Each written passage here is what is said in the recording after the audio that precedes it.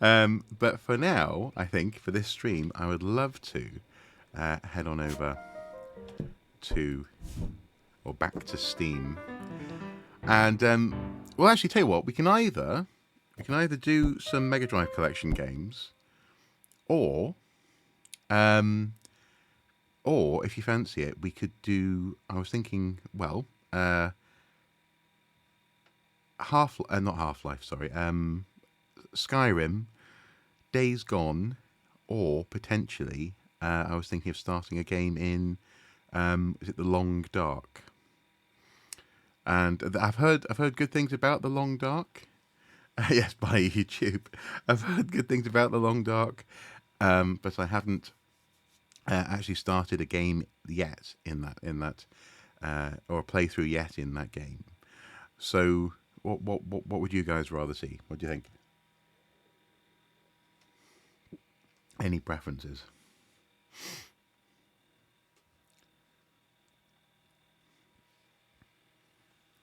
Oh, the suspense is killing me. What is it that The Long Dark is hard but interesting to watch? Okay, Skyrim is always a good time. This is true. Skyrim is always a good time. Okay, yeah. It's Willy Wonka, isn't it? When Augustus Gloop has been sucked up the tube in the Willy Wonka and the Chocolate Factory um, movie. He's like the tension is killing me. I hope it lasts. No, the tension is unbearable. That's it. I hope it lasts. That's true. I could dive into Sable if you fancy that. I didn't go back to Sable because I've been waiting for a stream um, where more people were available. So, for example, Meryl as well, because she was there at the beginning of that playthrough, and I think this evening she's playing Ark, I do believe. So, that's why I didn't suggest Sable, but Sable is on the old two playlist. Uh, Save that for Meryl. Can't watch too close anyway. So go with someone else's choice. Okay. I didn't suggest House Flipper either, actually.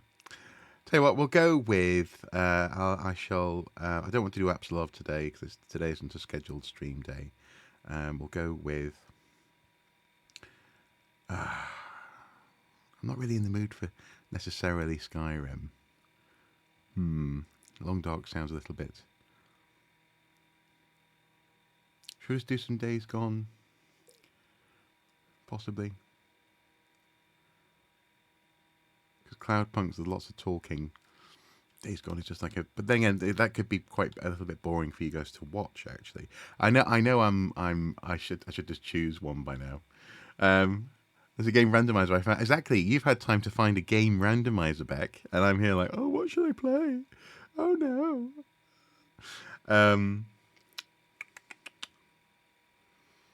I want to save We Went Back for another time. So, no strong feelings. They're all good. Yeah. Oh, okay. Well, I'll tell you what. I'll go with. Could go with Black Mesa. Yeah. Well, my friend is a Raven. That's an interesting little game. Actually, I streamed that a little while ago. Or I could just continue in Halo. No. I'll go for Days Gone. I'll go for Days Gone because that is it's a drive around, explorey. Yeah, it's a bandy. We can chat while we go. Chat while we go. Also, I should turn on the death counter as well for that because I may well die in Days Gone. It might happen. It might happen from time to time. It's also quite loud. I shall just turn it down a touch with my 57. Yes. I died quite often in possibly an unwise use of the death counter in Halo. Yeah, 57. Oh yes, I need to change my playing. Yeah, now playing title. Good, very good point. Otherwise, people will be like, "What? That is not the Untitled Goose game." Days Gone. It's funny. There's a drop down for Days Gone 2. Hopeful as ever. Hopeful as ever. Uncharted soon. I know. Uncharted is coming soon, isn't it? And yeah, but I think I decided last time that I wasn't going to do what I did with Days Gone. I'm just going to stream Uncharted on PS4. I think it makes sense. I've got the Elgato. I've got the setup. I can. This mic has a thing. I can take it through there on. I should just stream the game that I've already got on the PS4. But have been so tempted to get that on release on PC. But I don't need it. I don't need it on PC. I've already got it on PlayStation. And crucially, as well, I really want, if I'm going to spend money on games, I really want to get Zelda at the end of the year, possibly, if it comes out this in 2022. And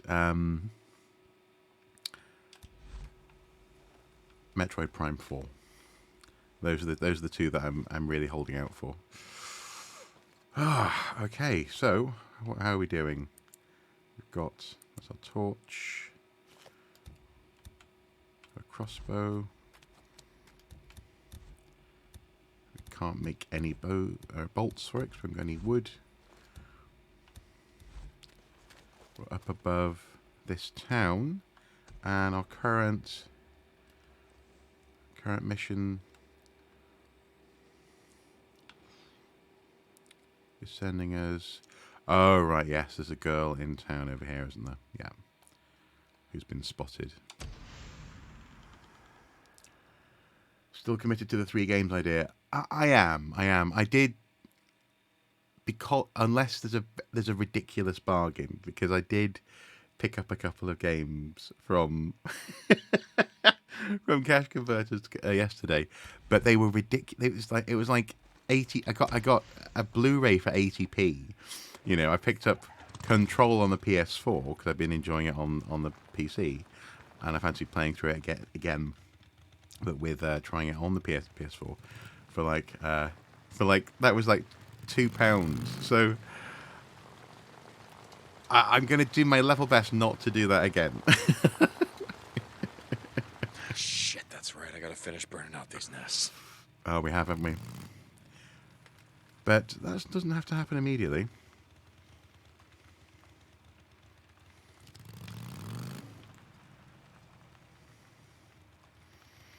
Yes, yeah, Racer is Speed Racer is that was 80p. I mean that was really interesting, and especially in the context of wanting to go back and just take a look at that film now. There's another one. With the recent release of The Matrix Resurrections, I thought yes, it was worthwhile getting that. Okay, so we need. Hello there, Liu Kogi 097. Good evening. What's going on? I've just completed Untitled Goose Game and decided to go for a ride in Days Gone. And we are heading over to this part of the map in this direction. It was a wonderful end to that game, Untitled Goose Game. If you haven't tried it, I highly recommend it. And actually, as some of the guys were saying on the stream just earlier, it's a game that initially you might dismiss as a sort of a goat simulator gimmick type game, but actually it's got a lot of charm to it, so well worth trying.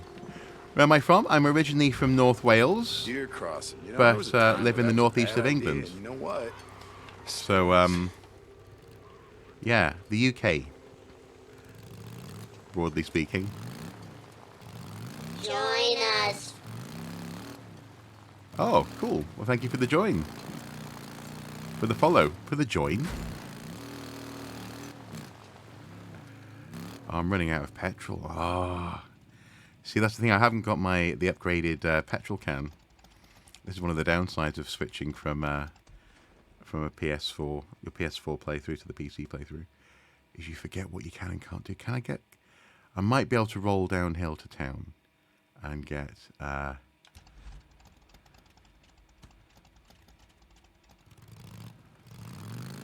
some petrol, get some gas. So let's first of all just unlock this viewpoint here. Belknap crater. Ooh, yes, we were watching. Mrs. Soup and I were watching a documentary about Mount St. Helens, the volcanic eruption in the 80s. And I've always known it was dramatic, but they had people who survived the thing, footage of them then and then now as well, talking about precisely what it was like, down to a couple of seconds before and then during and after the eruption, and just amazing, absolutely amazing. Just reminded of it in this sort of landscape where there are lava chutes and active and inactive volcanoes. There you go. Can roll down the hill. All good. Haven't used too much petrol. Do you ever play the 80s games Tir na Nog and Dundalak, Mr. Soup? I wonder if they might be available on an emulator. I have not tried those games, but if they are available on an emulator, I'd be happy to give it a go. I gotta finish burning out this infestation zone. What are they about? So yes, we need some petrol. I'm going to go over to the petrol station, come back to my bike. Oh.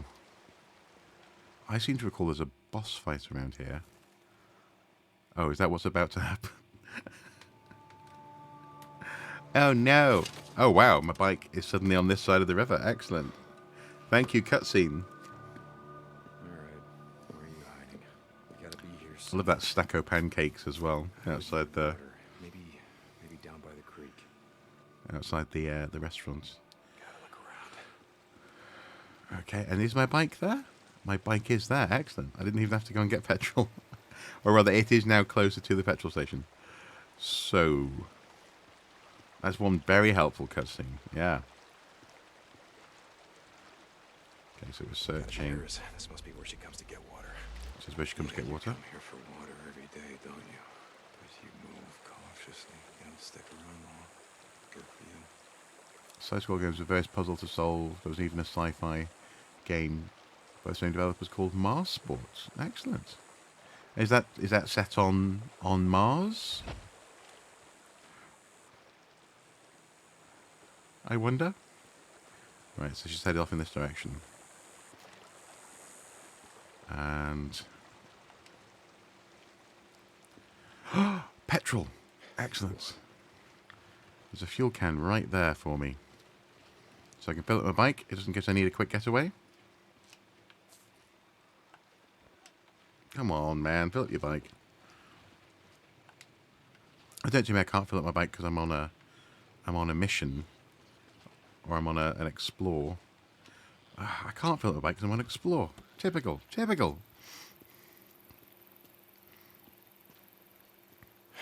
Smart girl. Stay off the street. Only come out at night. Freakers are out, but she'd be harder to see. Okay. You fucking rippers, none of you are getting out of here alive. Great. Bandages. You can take a lot of damage when in battle. Take cover to apply bandages and medkits. Hell yeah. Sorry, goddammit. Spread out, look around. There's a girl here somewhere. Great. Just great. Get in there. Okay.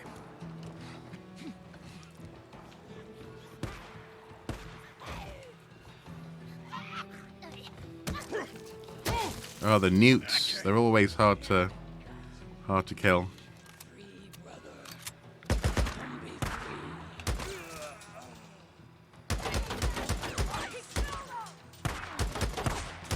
Can I not blow up the bike? Oh, there's someone with a sniper rifle over there.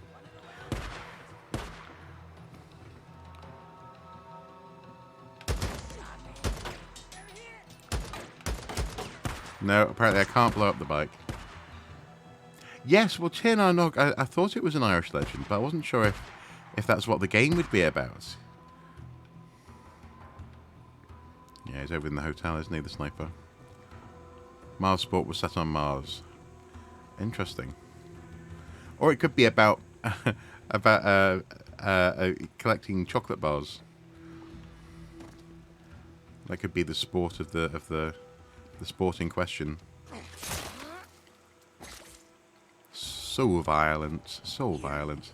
Oh.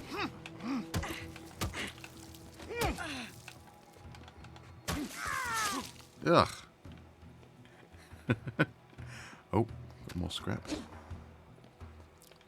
Yeah, the sniper can see me through the window.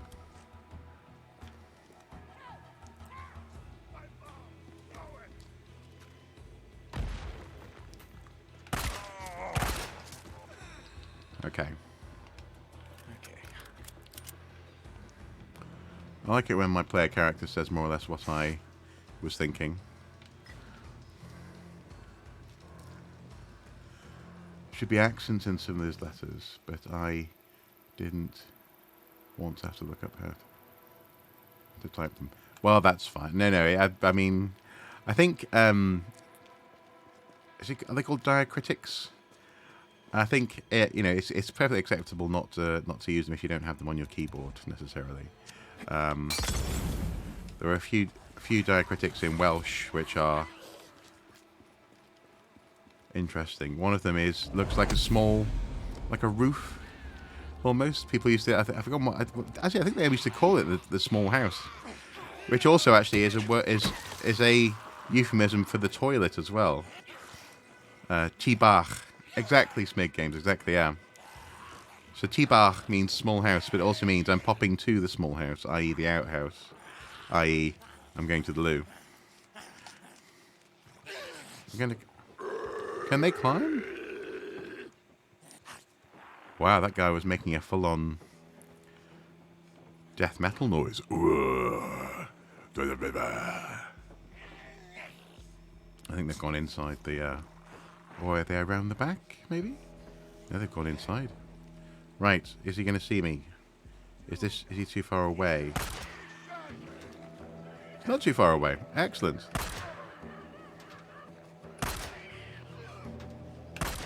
It's a bit cheeky of me using a handgun to take out a sniper, but why not? Well, possibly because I get everyone's attention doing that sort of thing. But, you got to live a little.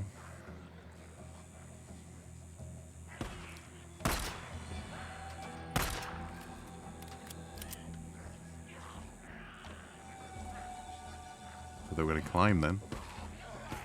So is there a special name for it in Portuguese, Meg? Or a sort of like a euphemistic name?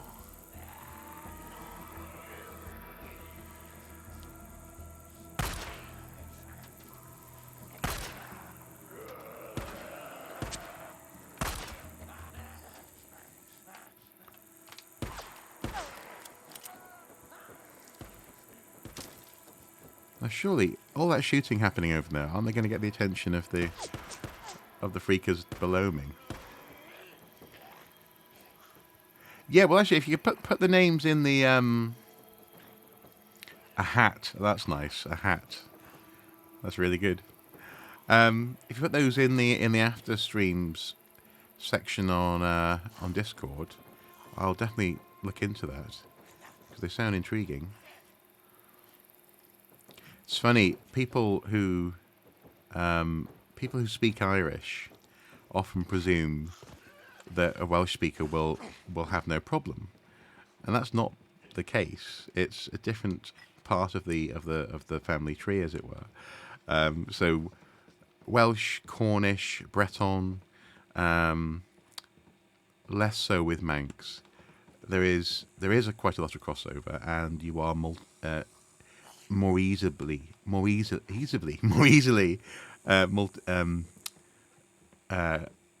mutually intelligible. But Irish, therefore Scottish, Manx, and to a lesser extent things like Scots Gaelic, although Scots Gaelic isn't really a Celtic language, it's a dialect. These are part of the Q Celtic branch instead of the P Celtic branch. Also, as well, Irish has a much stranger vowel system. Seriously, lots of people who I know who speak Irish, who grow up speaking Irish, will look at an Irish word that they don't know and go, "I've no idea. I've no idea." Oh, it's called a circumflex in English. That's interesting. Good night. Good night indeed. It's not really used in English, no. But that is the name for it, for that particular. I think they're called diacritics, aren't they? Or diacrits.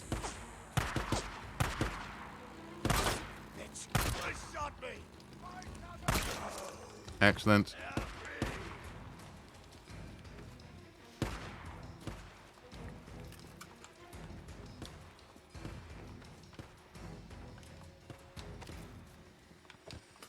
Finally, Jesus.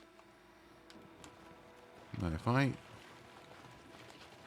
run with this petrol, can I chuck it and use it as a... Oh, hello. You've got a shotgun. Light it up. Oh, come on. Oh, there it is.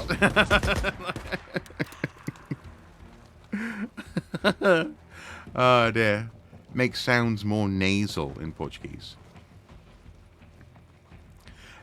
Well, there are similar functions in Welsh as well, although lots of the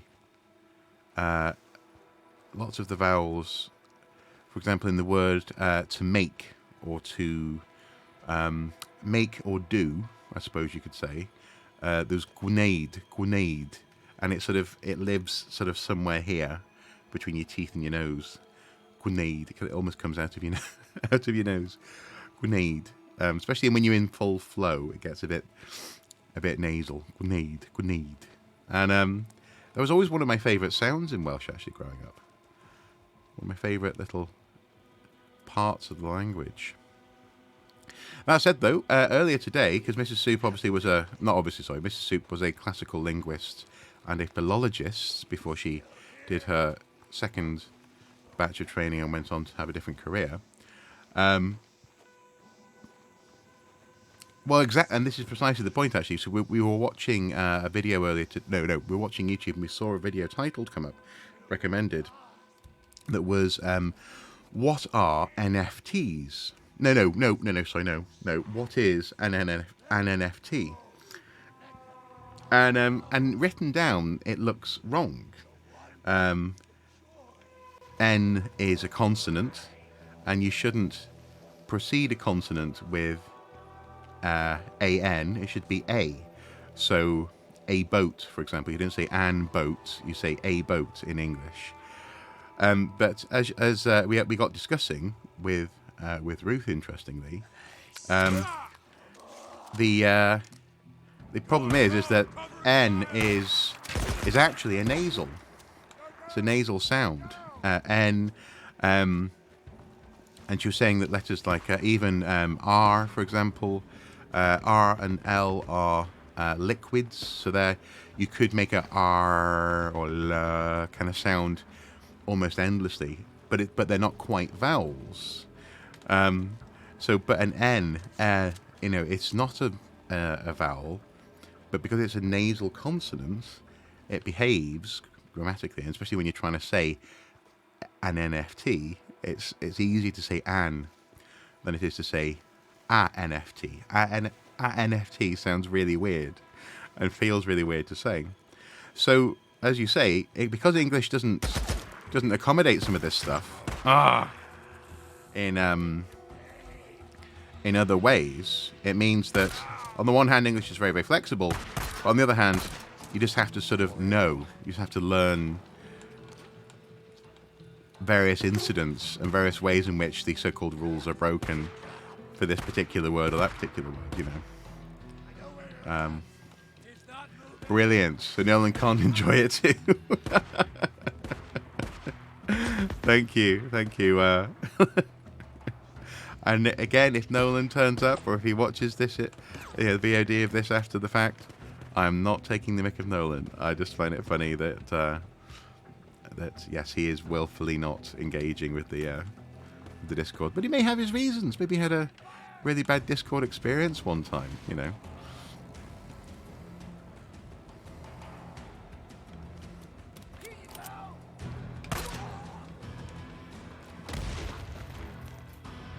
I love that. I love it when a game lets you interrupt someone's throw animation with a grenade or something.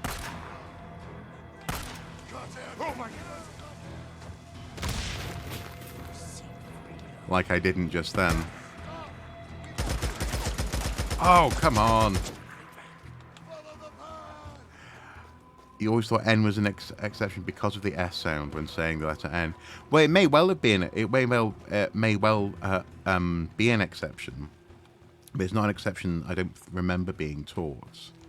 That exception, and I think the fact that they had to make an exception for it really shows how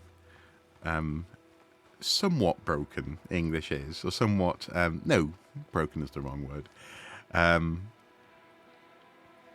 Lawless English can appear to be at first glance, and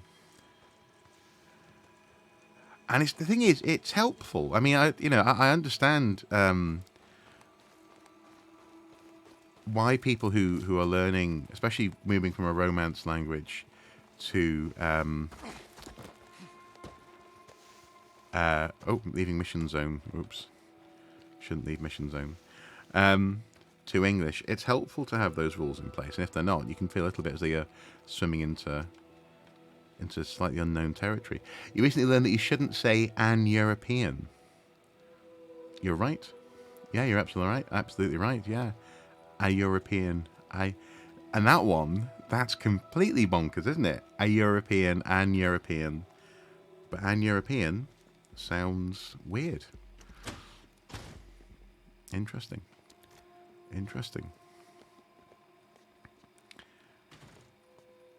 See, we're never far from being a language and comparative linguistics or grammar channel, are we? Maybe I should put that in my Twitch description. Worst speedrunner in the world, anti-block, or does not believe in blocking, and doesn't take much to get onto phonics and the history of languages. Never taught the magic E rule in English. I only became aware of it when I started to teach English in China. Yeah, well, I grew up knowing, or I don't know if I was taught it, but I definitely heard about it, the magic E rule. Magic E. Possibly from watching reruns of Sesame Street, potentially. But obviously, magic E is not always magic.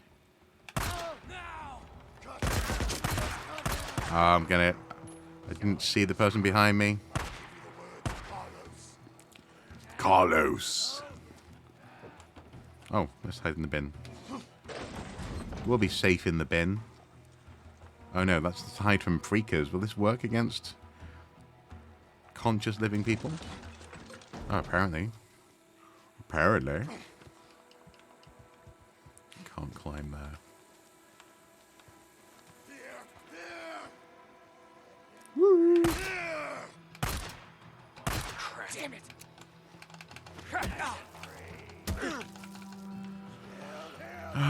Pistol ammo. Rag.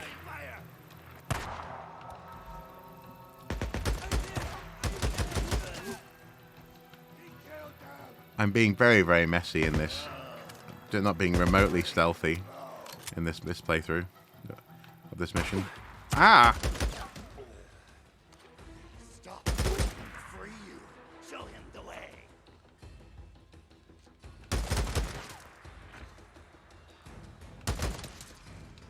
Find a way into the house. Yeah, we can do that. Just give me a sec. It just came natural to me as a native speaker. When I was made aware of the magic key rule, I was taken back to my youth in the 80s. It's a heal.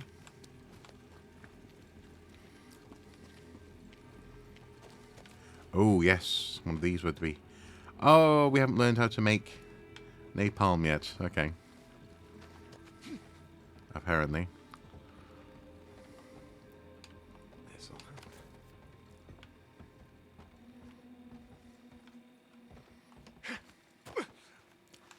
I'm just going to go and see if there's any goodies up here. Because I suspect there might be a boss battle on the way out of town. So, I shall just have a quick look around. Ooh. So Doug's old man offed himself. I guess that would have messed with their heads some. So where does the AE come from in archaeology? That is... that's classics and attempting to Greekify.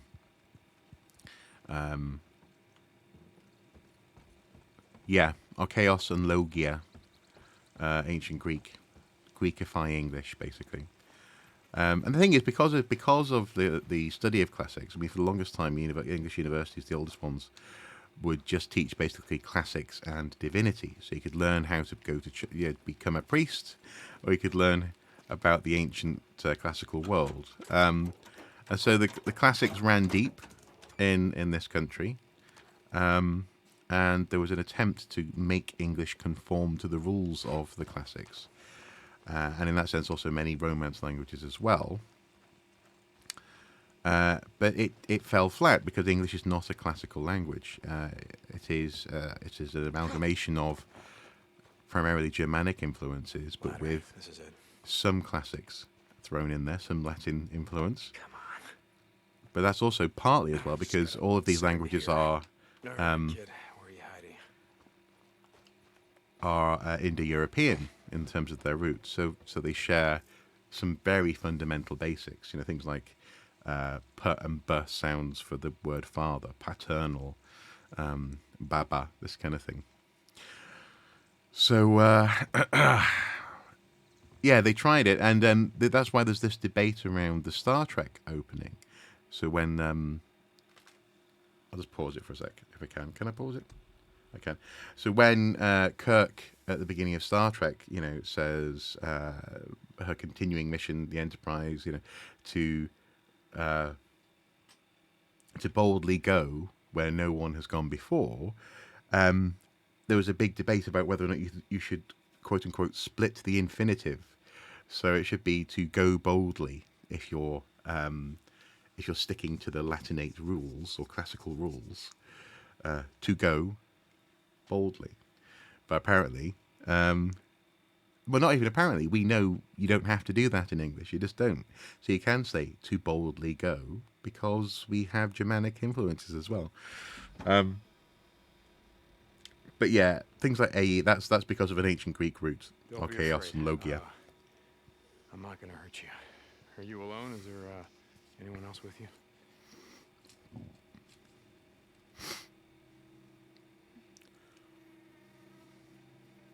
Oh, man.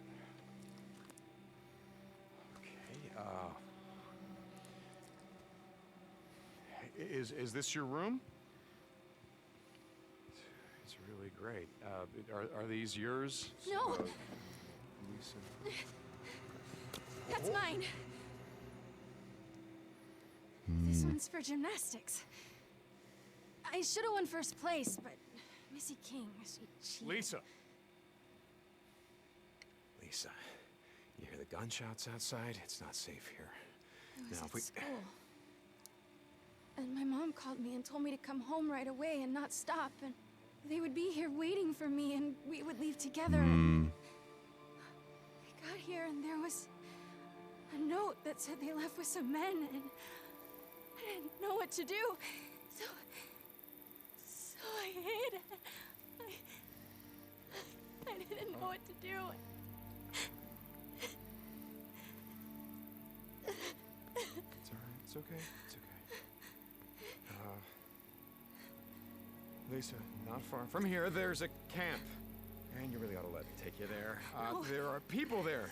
There are people, I know them. I'm not gonna lie to you, it's a work camp. To eat, you have to work. Life is gonna be hard, but at least you ain't gonna starve. No, my mom's coming here for me. Okay, is this your mommy? Well, you said she didn't come home, right? So... I shall come back to that just after the cutscene, Spig. At the camp.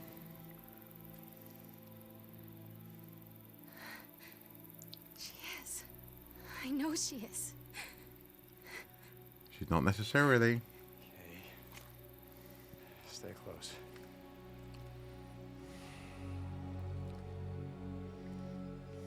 The men with the guns. Are they still out there? No, we don't gotta worry about them. Don't run off. They're gone. So I'm just going to pause it for a sec. So archaeology, it comes from its Greek roots. So it's people in English trying to keep hold of the Greekiness of it, because it comes from two different words, ancient Greek words, I think, but certainly Greek words, archaeos and logia. So archaeos, old things, ancient things, and logia, the study of. So it is frowned upon in British English to type archaeology like that, as opposed to archaeology. It always makes me slightly bristle.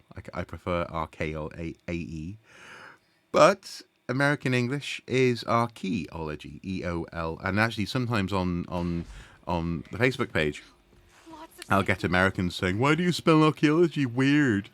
And I'll be like, "Well, no, actually, I'm not the one necessarily the one who's taking it further away from its roots in that sense." Yeah, it's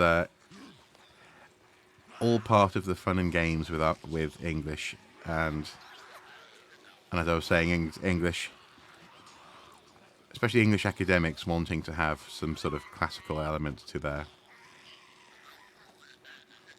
language, which isn't necessarily natural, not necessarily. Doesn't necessarily belong there to try and turn English into Latin or into Greek, or to conform to those sort of linguistic rules. Right. See, I knew these gunshots would draw freakers. Okay, that's what we've got.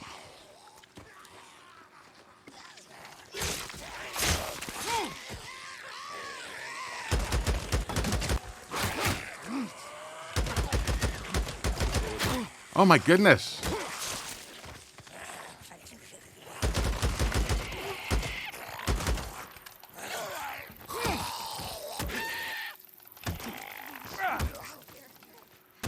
Where is she? Where is she? Is she hiding in the house? No, there she is. Okay. Just come on, this way. It'll be fine. Feels very unnatural to you. Archaeology. That's interesting. Do you think the Poundland Draco Malfoy will keep his job as PM once the report into the parties comes out and now alleged blackmailing of MPs by the whip? I am beyond trying to guess what will happen with Mr. Johnson. I really am. It's I mean, it's getting beyond a joke, really.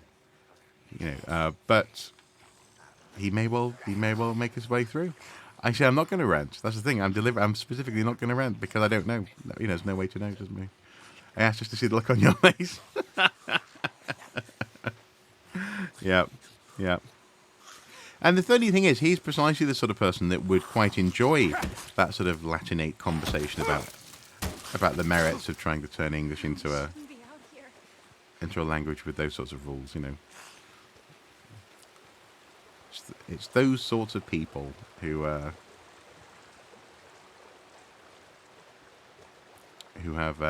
done interesting things to this country.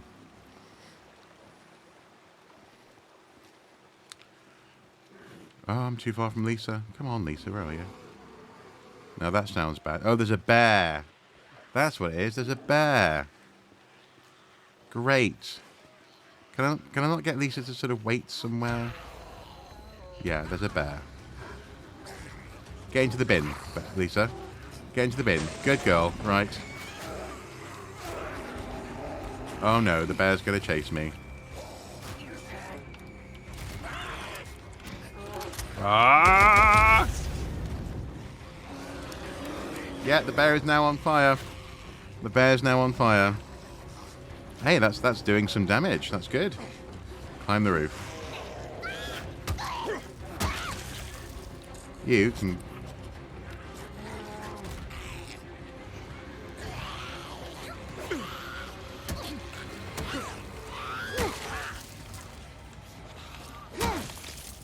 Wait, where's the bear now?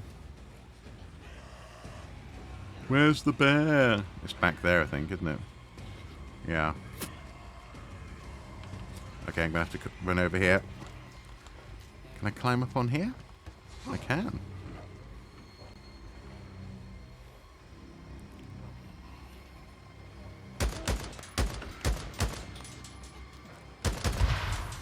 No, I missed the bear by miles there. As would the walking Tory pencil love child of Mr. Monopoly Man and the Slender Man. Yes, he would. Definitely would.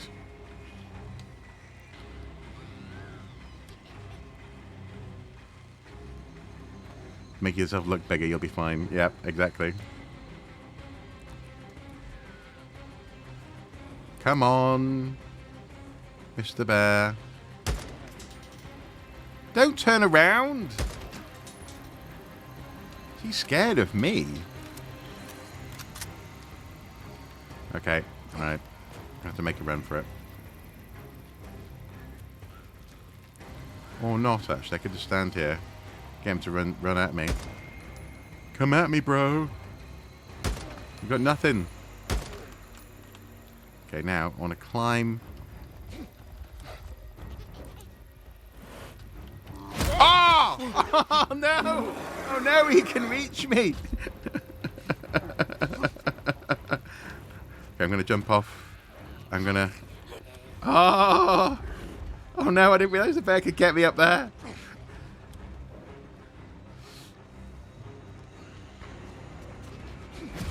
Yeah, you missed. You missed. You loser. Loser. Now the bear should be on fire. No, the bear is not on fire. Oh, rats. Rats. Rats! Wait. Ah! Ah! I'm being attacked by a bear on fire. Ah. Oh. Well, this is a bit badass, isn't it? Baseball bat to the bear's head. And very nearly died. Oh, yes. Yeah, 1v1 me, bro.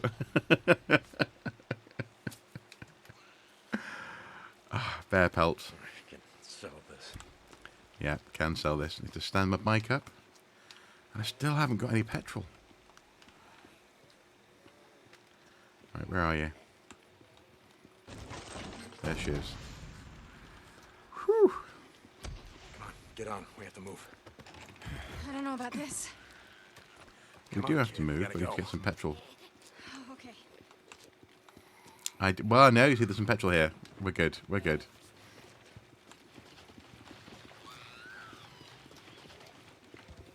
What? Why did you drop the petrol can? Why can't I fill up my bike? This is ridiculous. Or if because I'm in a mission, I'll just have petrol. Just because I need to get back to where I'm going. Is that it? Hey, what's your name? Oh, I guess so. Petrol isn't a factor. My name's Deacon. Lisa, how did you live out here alone for all this time? Leaving mission zone. What? I've got Lisa with me. Don't ignite the petrol on your bikes, please. What's your name? I will Deacon. try not My to. name's Deacon. Lisa, how did you live out here alone for all this time?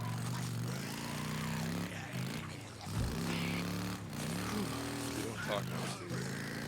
My dad's a rock hound. He used to take me out here looking for thunder eggs. Thunder eggs. What is... They're rocks, but when you cut them open, they're really pretty inside. Okay, that sounds great. A They geode. go all over.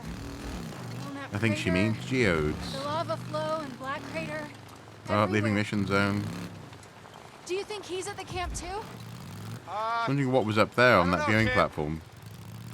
But I guess we need to just go straight back to where we need to be.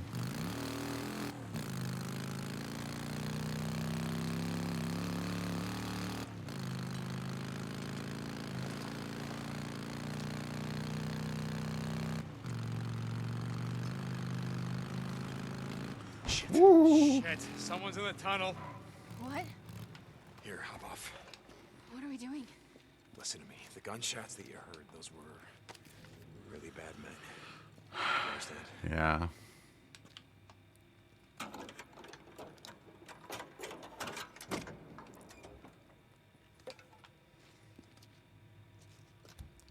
So what can we make? Molotov.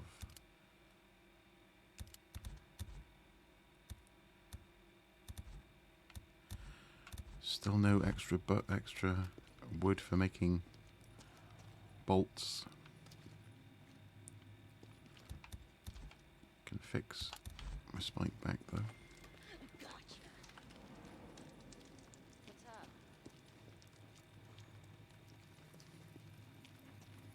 Going too far from Lisa. I've gone out loud, Lisa. Keep up. Where are you? Come on. Oh. You're just staying on the bike. Right, okay.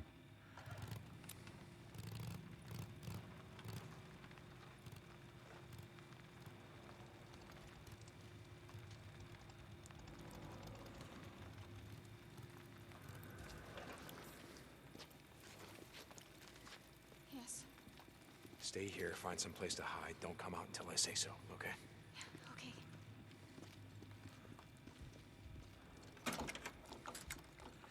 Break through here. Yep. Men coming. Not moving, huh? Alright, she sees it. They're hits. Oh, they're just bandits. Right into them. Back.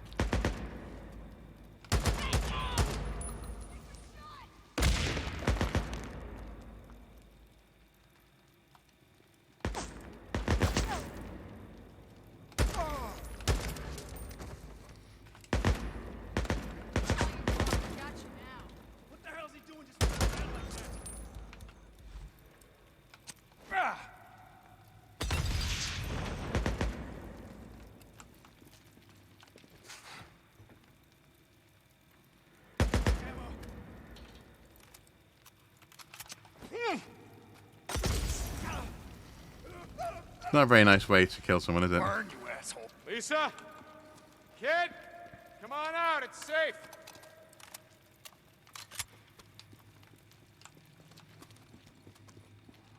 And yet, apparently, I was determined to use the Molotov. Come on, hop on.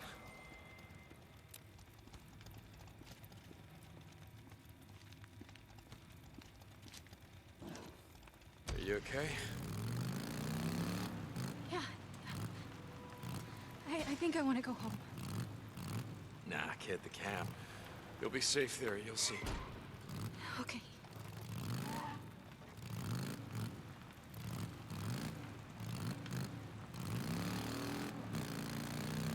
I'm gonna ask you a question, Lisa, and I need you to think real hard. Did any of your neighbors, did they own any firearms, you know, like pistols, rifles, things like that? No. Men came and took everything.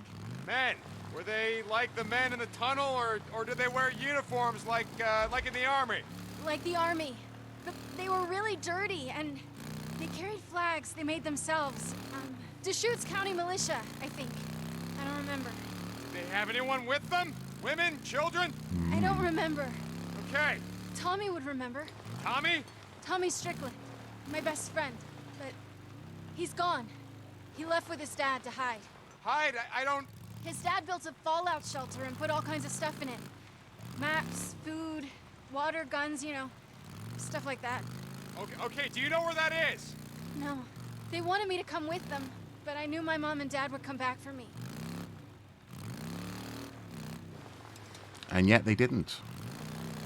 And yet they didn't. Maybe they didn't survive.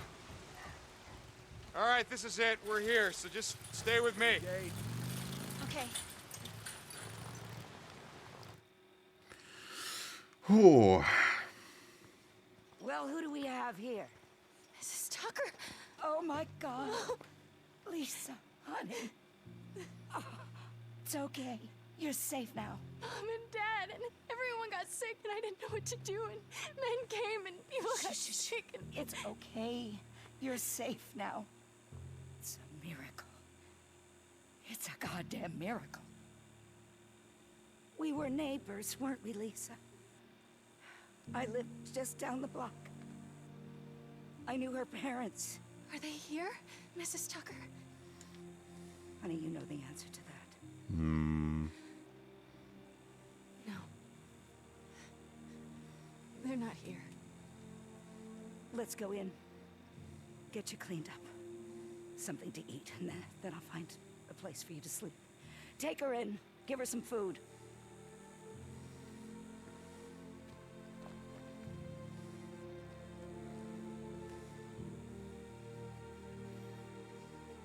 Go see Alkai. I'll update your credits tonight. Hey, listen. She's been through a lot. Can we just... Let me worry take it about easy? how I'm No, gonna... listen to me, okay? Seriously, don't work her like you do everyone else. Don't tell me how to run my camp. You want to move here? You want to help us run this? Then maybe you get some say. oh dear. Don't get soft on me, Deke.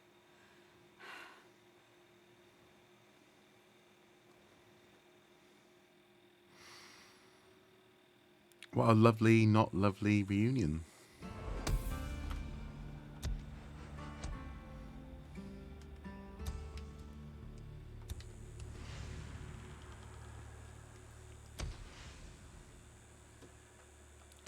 I was going to just pause it for a second and just check something out.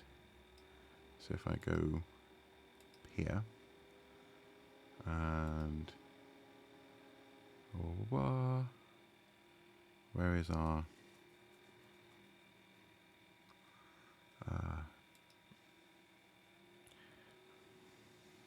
words on stream? Because I might need to leave the room for a second. And I figured you guys could maybe give this a go, if that's how it works.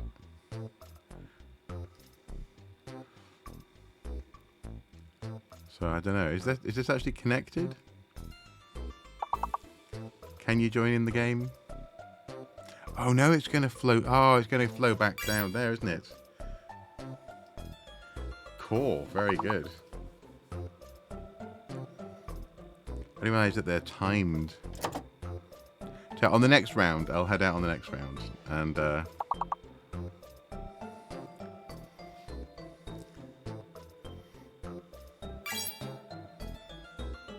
Charmanar.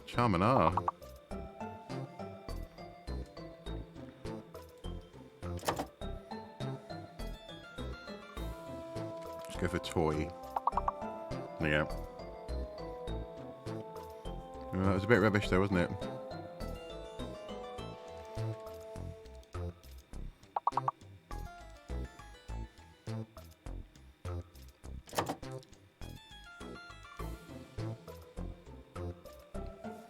Oh.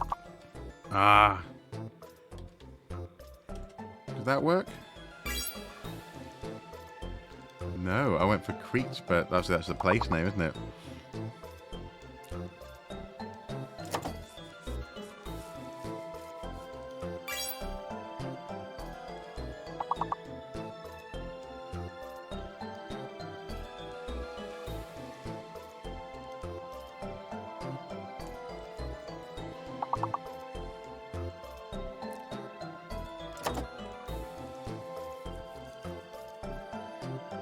What's going to happen when it runs out?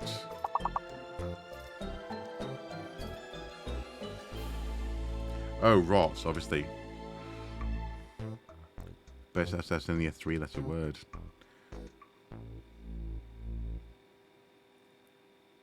Okay. Right. I can see where that's fun and useful.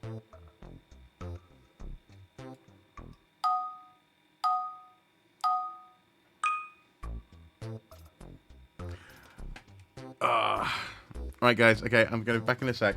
As quick as possible. Enjoy, and then we'll continue.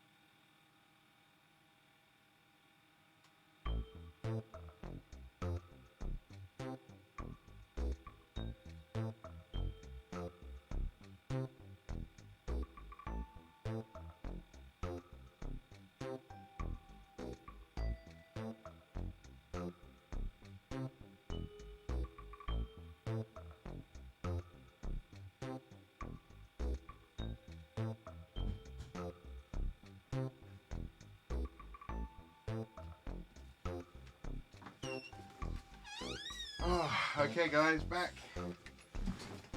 Sorry about that. Oh.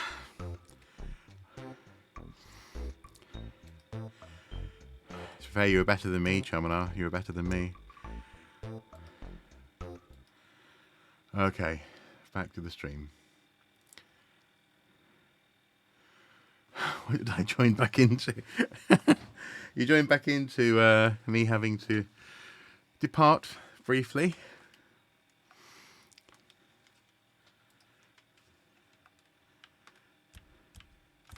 There we go. Can I help you? Well, you can't help me. No, I'm heading over to the store. I thought you raided someone. No, I haven't. How's it going? To be fair, yeah. How's life in the hot springs? Something. One day I'll have to raid someone. You need something? Good choice. Words on stream.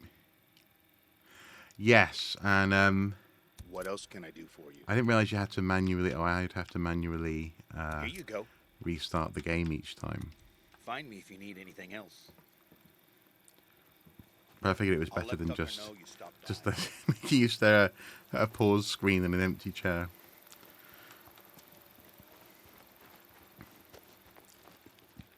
So what's next on our to-do list? Learn to track from Copeland. Oh, okay. Interesting.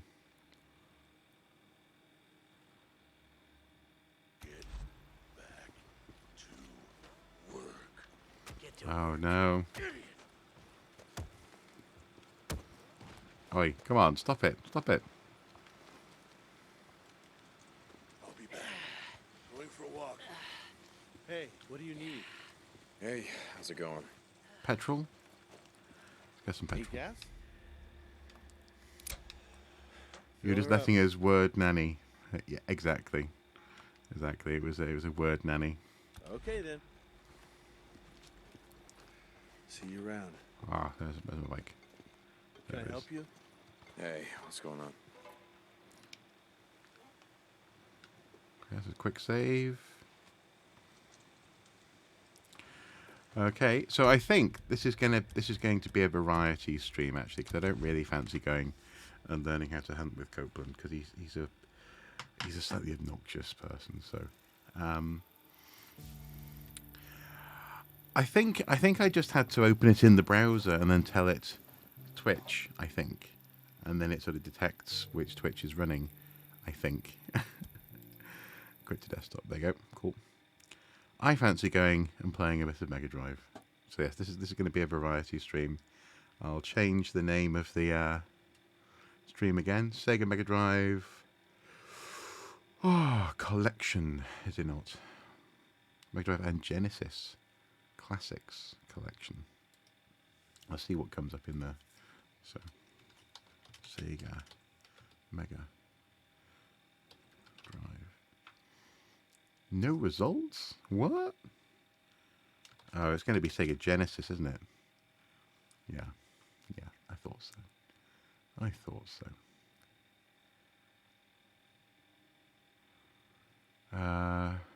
Series 5. I don't know, man. I don't know what the...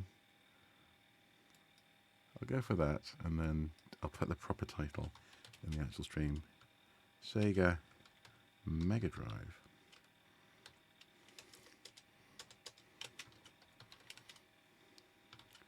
And Genesis Classics. There we go. That will do. That'll do, pig. That'll do. Yeah, 3-game stream. Days Gone, I just wasn't feeling the misery, and I was really looking forward to playing a little bit of Mega Drive this evening. So let's do that. But I won't play the games that I intend to play with 4. If you include words on stream. I won't play the games that I intended to play with Ruth. I'll keep those for our joint stream. Oh wow, that was loud. Eesh.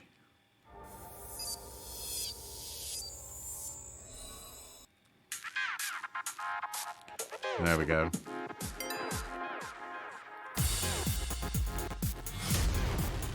Very loud.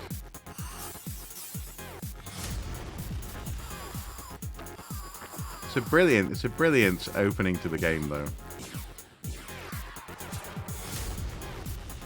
Very 90s.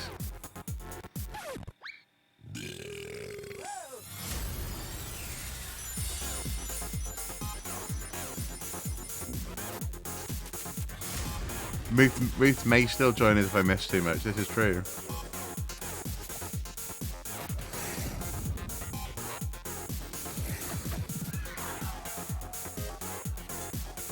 And in comes Sonic. Is he going to finish the whole thing for us?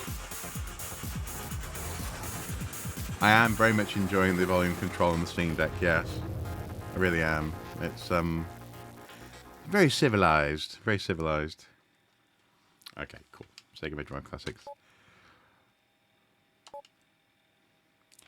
And what do I fancy playing?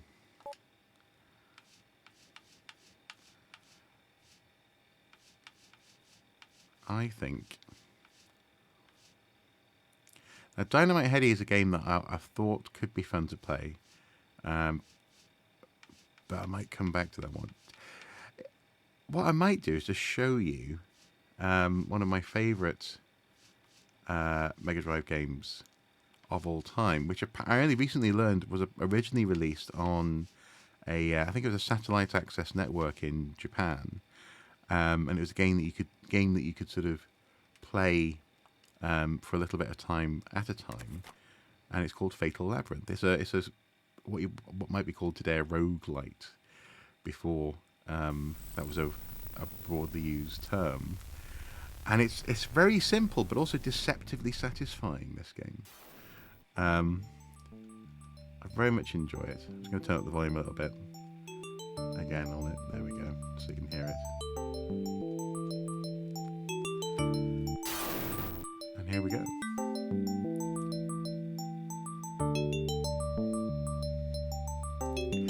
It needs to be set up that way. You need to set it up. And you need to use there's an OBS plugin, but the tutorials are quite easy to come across. So here's your hero, or here's our hero, and basically you've got to go into the labyrinth and make your way to the top of the labyrinth.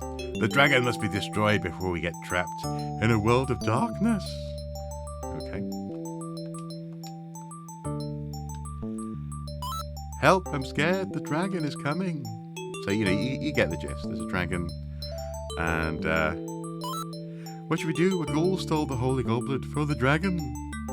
He needs to get a holy goblet back. A ghoul from Dragonia has stolen the holy goblet, the source of light, which illuminates the world. We must get the goblet back to prevent the dragon from returning to power. The goblet casts out darkness and brings forth light. Where do you think you're going? Don't even try it. Many have fought the dragon but failed. I'm going anyway. So you're going regardless of the danger involved. Make sure you tell everyone that you're leaving. Take care. Well, I'm just going to leave. Off we go. Into the labyrinth.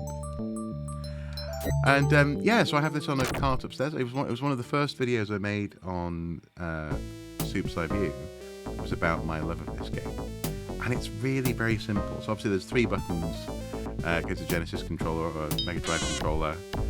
Combat is initiated just by walking at an enemy, and you can manage your inventory. Kill this guy. Always reminded me of a tomato when I was a kid. I think they're meant to be a monster called a worm. If I'm not careful, he's going to kill me.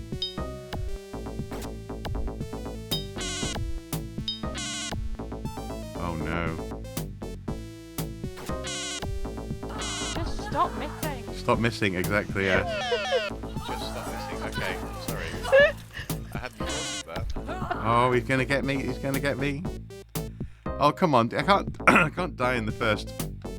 I've never died like this before in this game. Right, I need I need weapons. I need weapons. Quick. Let's wait. I died.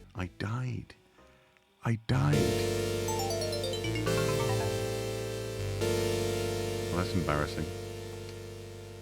No one even came to my funeral. This never happened to me before, I swear. Hey, don't leave. I swear.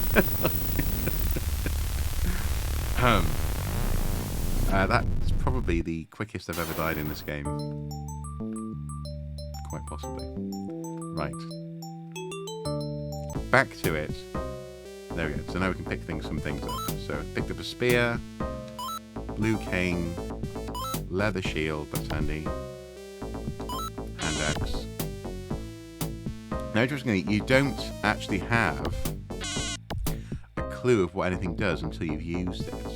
So what I can do is go into my inventory, which would be the C button on the controller, C again, and then swap from a knife, which has a power of 1 point.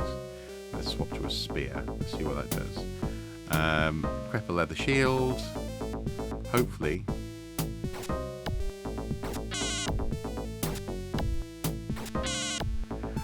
And it's funny because I used to think it was really unfortunate that you didn't sort of activate attacks with a button.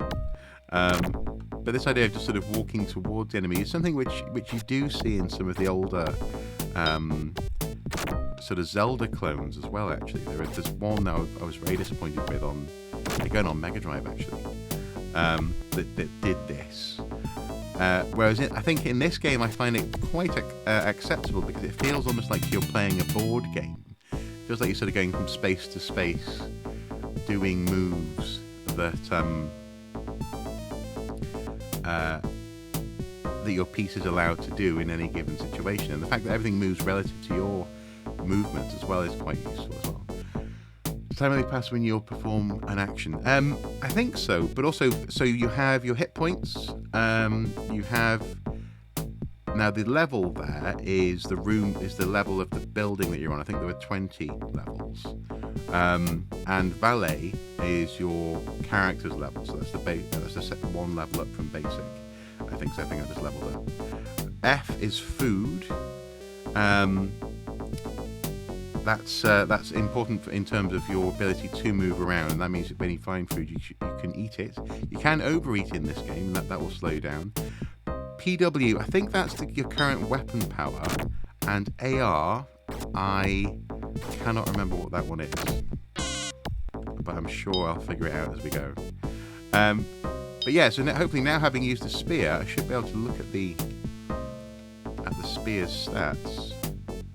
Weapon power 1. Okay, so that's no better really than the sword, the short sword. Let's try the axe.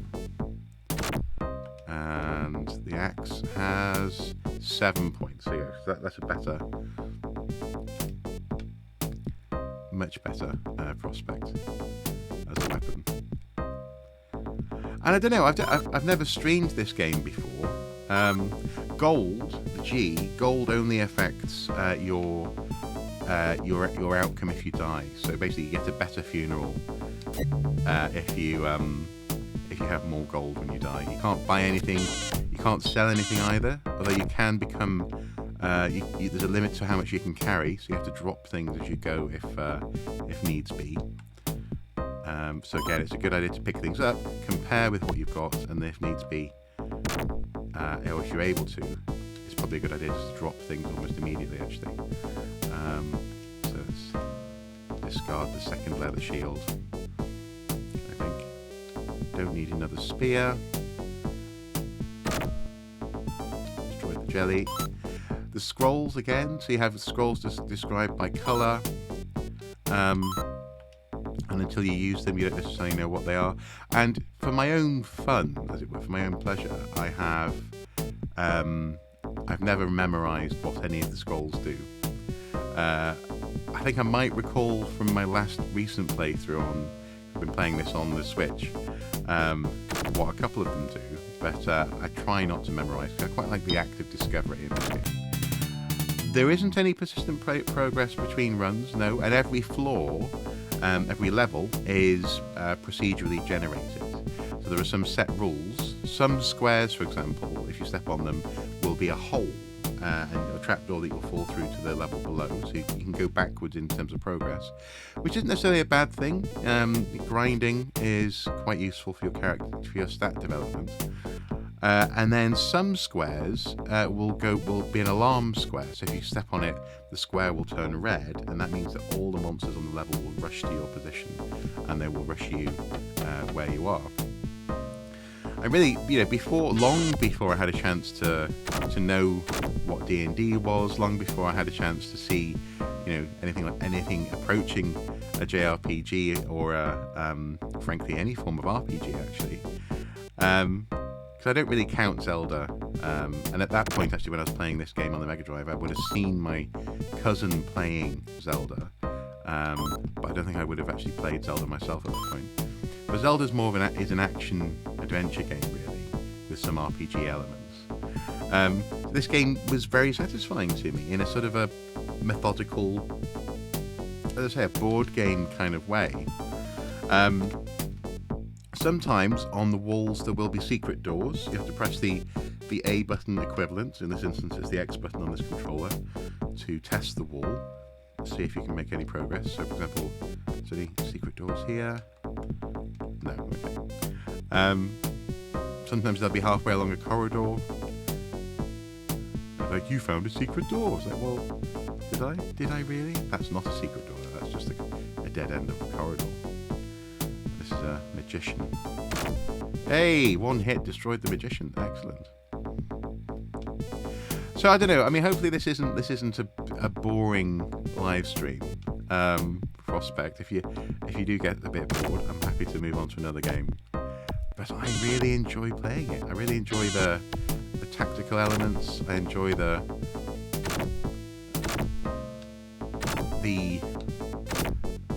sort of, I don't know, somewhat limited resource management. Obviously, this is nothing compared to, for example, you know, your Skyrims or your as we were just playing, you know, your Days Gones or whatever. But there's something very pleasing about it, for me at least. And the fact, apparently, it's a very small game as well, because it was being broadcast initially on that satellite network in Japan. It's a very, in terms of data, it doesn't take up much space on even on a Mega Drive cartridge. So it's I don't know, small but perfectly formed, in my humble opinion. Oh yes, that's right. Yes, you can speed up on this version of the. You can also rewind the game a little bit as well if you want to. Can you turn on ray tracing, please? Exactly. Yes, you need those real-time shadows and reflections. Now, to be fair, I could have done, seeing as it's you guys, I could have done a that's not a secret door. I could have returned to control and done an explore, couldn't I, of the oldest house. But you know, we're here now. We might as well get as far as we can. I don't expect to complete the game in one go.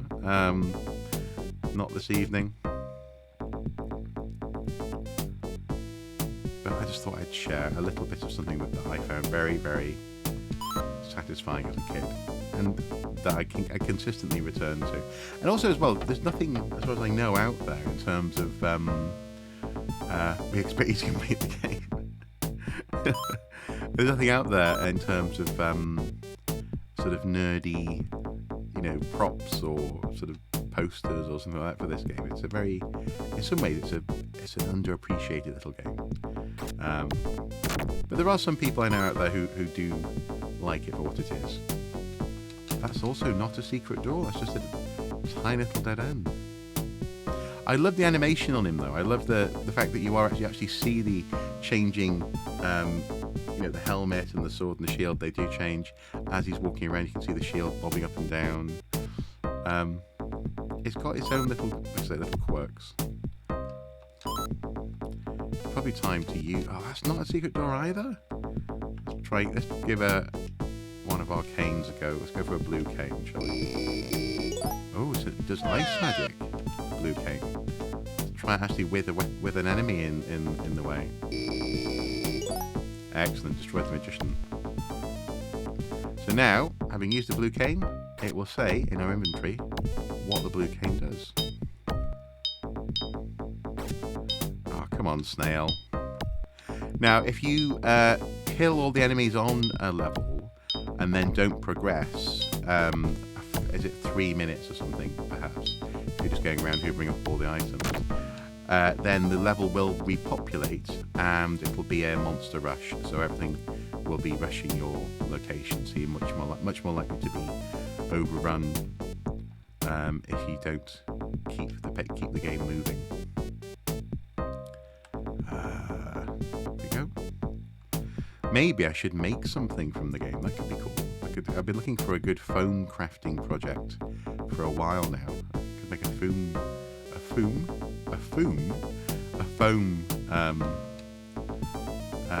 some, you know, I don't know, food pack or. That's not a secret door either. Well, where the hell does that one go? Okay.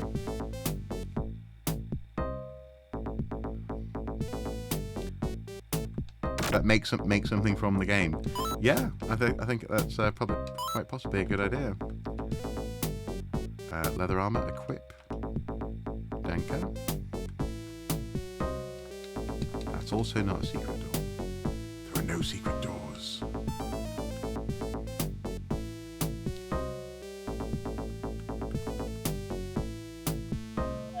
Oh, magician waiting to... I parried the magic, apparently.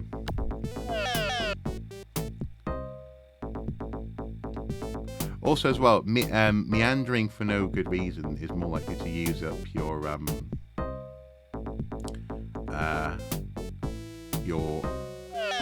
food as well. So again, there are a couple of factors that are keeping you on point in the game, or on task.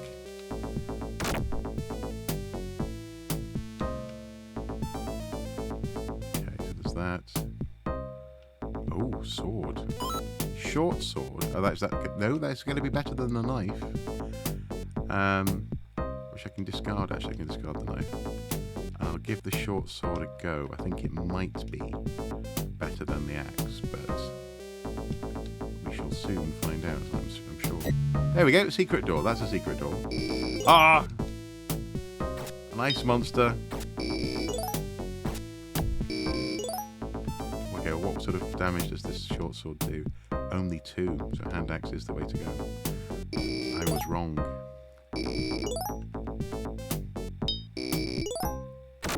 There we go. And there's a shuriken on the floor, just below the ice monster. Ice bar, I think it's called. That's not a secret door. Now come on, this has got to be a secret door, hasn't it? No! Unbelievable. Unbelievable. 68. Okay, I ate too much, so I need to not pick up any food.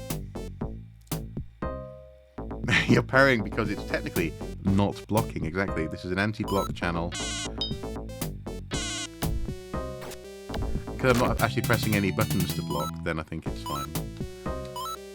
Right, so can you discard the extra leather armor? Discard. Oh. Actually, no, the short bows, I think they are not...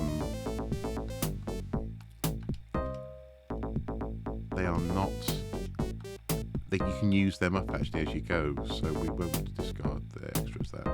Discard short sword. Discard short sword. There we go. It's funny as well because the menu management in this is very, very clunky. So you have to open the menu, select whatever you're doing, but if you back out of that menu, so with the equivalent of the B button, it backs out of the whole menu. You can't go back to the home, as it were, the home menu here and go to a different item. You know, you can't go, oh, okay, now I want to go to shields, back out of here, rats. So you got to go back into the whole menu again and go from there. It's, again, you know, it's of its time. Of its time. Hand axe. There we go, secret door.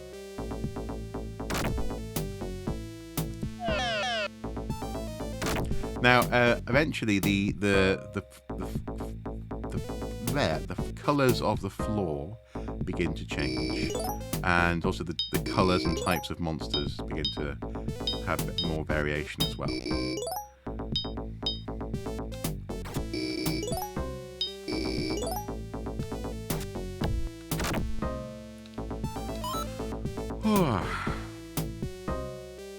So yes, I'm sorry I missed you in town the other day, Charmanar. I did give you a bit of time. I went to Cash Converters and, as I say, stretched my no computer game buying rule somewhat while I was there. But I figured either, as you say, your phone wasn't getting notifications, or you were busy. So hence I came home. But also, I had a really, really good day on Friday. I had a really, really good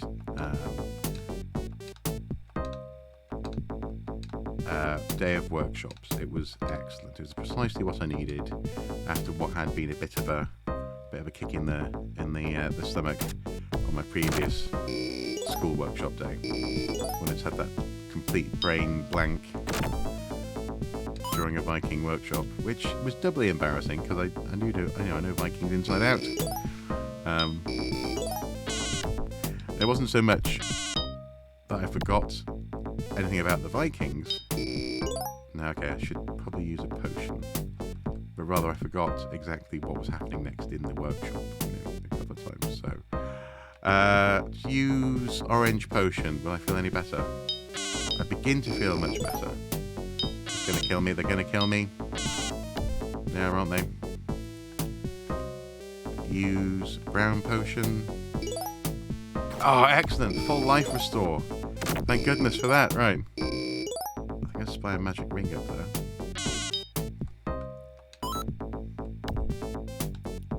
Yeah, this live stream's going to need a little bit of chopping up, isn't it? But I think Untitled Goose game as a discrete finish to that, and then a multi-game stream from there on is it's fine. It makes sense.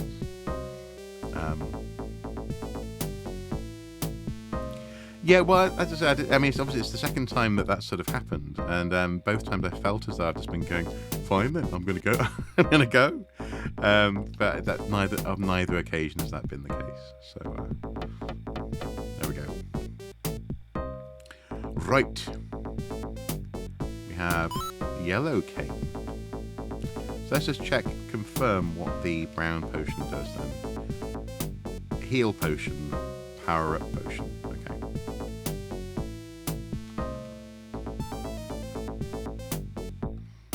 The orange potion actually wasn't helping my life at all, actually. Are you of the mind that Vikings should only be used to describe Norse raiders, or is it okay to describe a whole people? It's not technically okay to describe as a whole people. Unfortunately, though, it is turning that particular tanker around is a losing battle. I mean, one of the biggies in terms of that whole period, and and the reason why this is an issue is because in Europe, at least, so many nation-states have their roots in that post-Roman world. There's lots of bad habits that we've all picked up. So things like, the old favourite, calling the time after the Romans were here the Dark Ages, is still current. It's still used. Even in school, and so they're just about getting over the Dark Ages now. This idea of the Vikings aren't the Vikings, and Saxons or Anglo-Saxons and all this sort of stuff is problematic for again in terms of simplifying a very complicated time on this island, and also challenging the notion that actually, for example, concepts or countries like England and Englishness were inevitable. That the Saxons were essentially English. Is all tied up with language. So no, it's not technically okay, and technically you shouldn't call the Norse or Norse people or Norse studies, as it were, Viking studies or Viking workshops. But if I put on my website or on Twitter or something, I'm doing a Norse workshop today, sadly a lot of teachers simply wouldn't know what on earth I was talking about, or they might presume that I'm doing a university level linguistic workshop. So I have to call it a Viking workshop, and thereby perpetuating the problem. And the problem is, though, is that I think talking about this once you're in the building, mentioning it in the workshop, is probably a good idea. Or they might connect it with more with mythology, absolutely. And obviously there's mythology, and there's also pseudo-mythological notions surrounding things like identity. So often Norse is seen as people talk about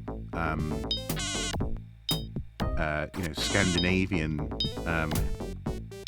heritage, or being a Nord even, starts to be tied up with really weird ideas about genetics, etc., and people's identities. So there's no easy way out of it, sadly. And it's only got more complicated in recent years with ill-constructed arguments about, or accusing Anglo-Saxon, Old Norse and Celtic studies of being fundamentally racist and studies of white people. So it's it's a little bit of a minefield, and as I say, you can only go so far with it on the day in school, when ultimately, you're introducing to lots of these kids some big ideas anyway, just by talking to them about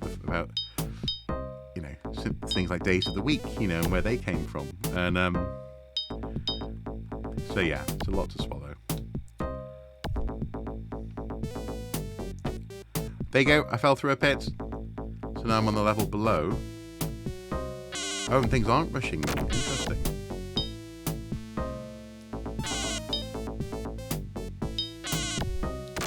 Or maybe they are all going to rush me relative to my movement. Okay.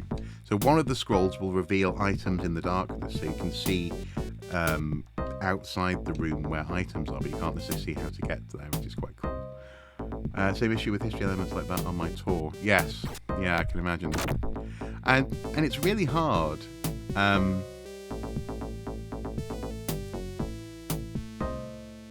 Okay, excellent. Yes, grand. If you send me your phone number, that I'll double check that it's correct. Yeah, I'll send you a text immediately. It must be difficult because obviously people are paying to be on your tour, presumably because they want to learn something. But some people, in my experience, they only want to learn so much.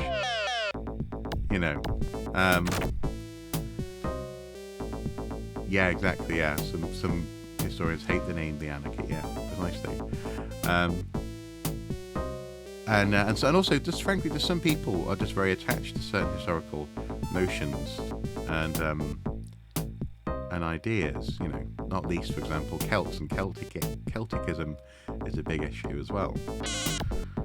And so, you kind of, in my experience, you have to sort of pick your battles. So maybe it's more important that people have a sense of the quality of life and some interesting tidbits about the fact that, for example, say prehistoric people weren't fools and weren't simpletons, rather than whether or not they actually understand the difference between the terms Stone Age and Mesolithic, Neolithic, Paleolithic, Upper Paleolithic, and so on and so forth. So I think, yeah. But then again, some audiences are very receptive to it. Sometimes, I've been to talks with local history groups or, the WI, this kind of thing, where they really want you to not hold back on that stuff.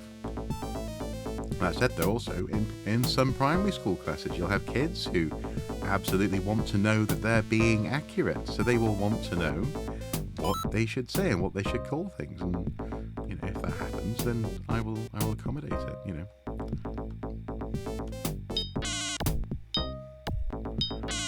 When I mention, and some people really do believe that Harold was killed with an arrow in the Battle of Hastings. In the eye at the Battle of Hastings. You mean he wasn't?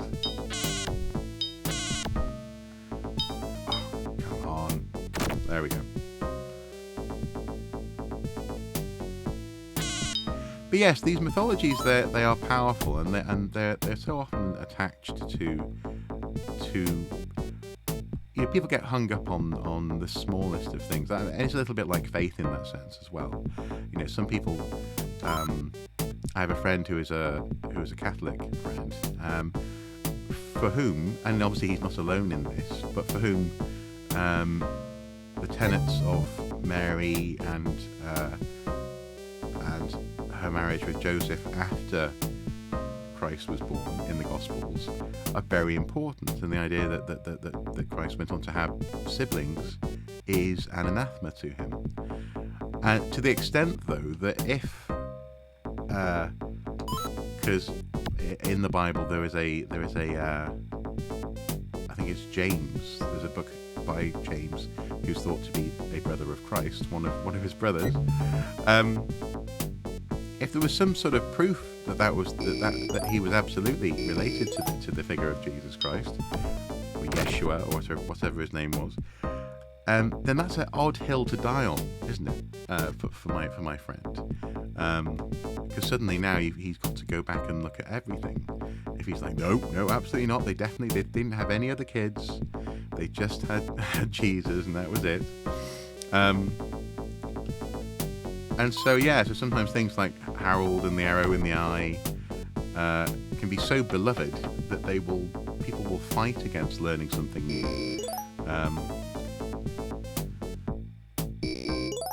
Nothing suggests that he was except the Bayeux Tapestry, and of course it's a Norman propaganda piece. Absolutely.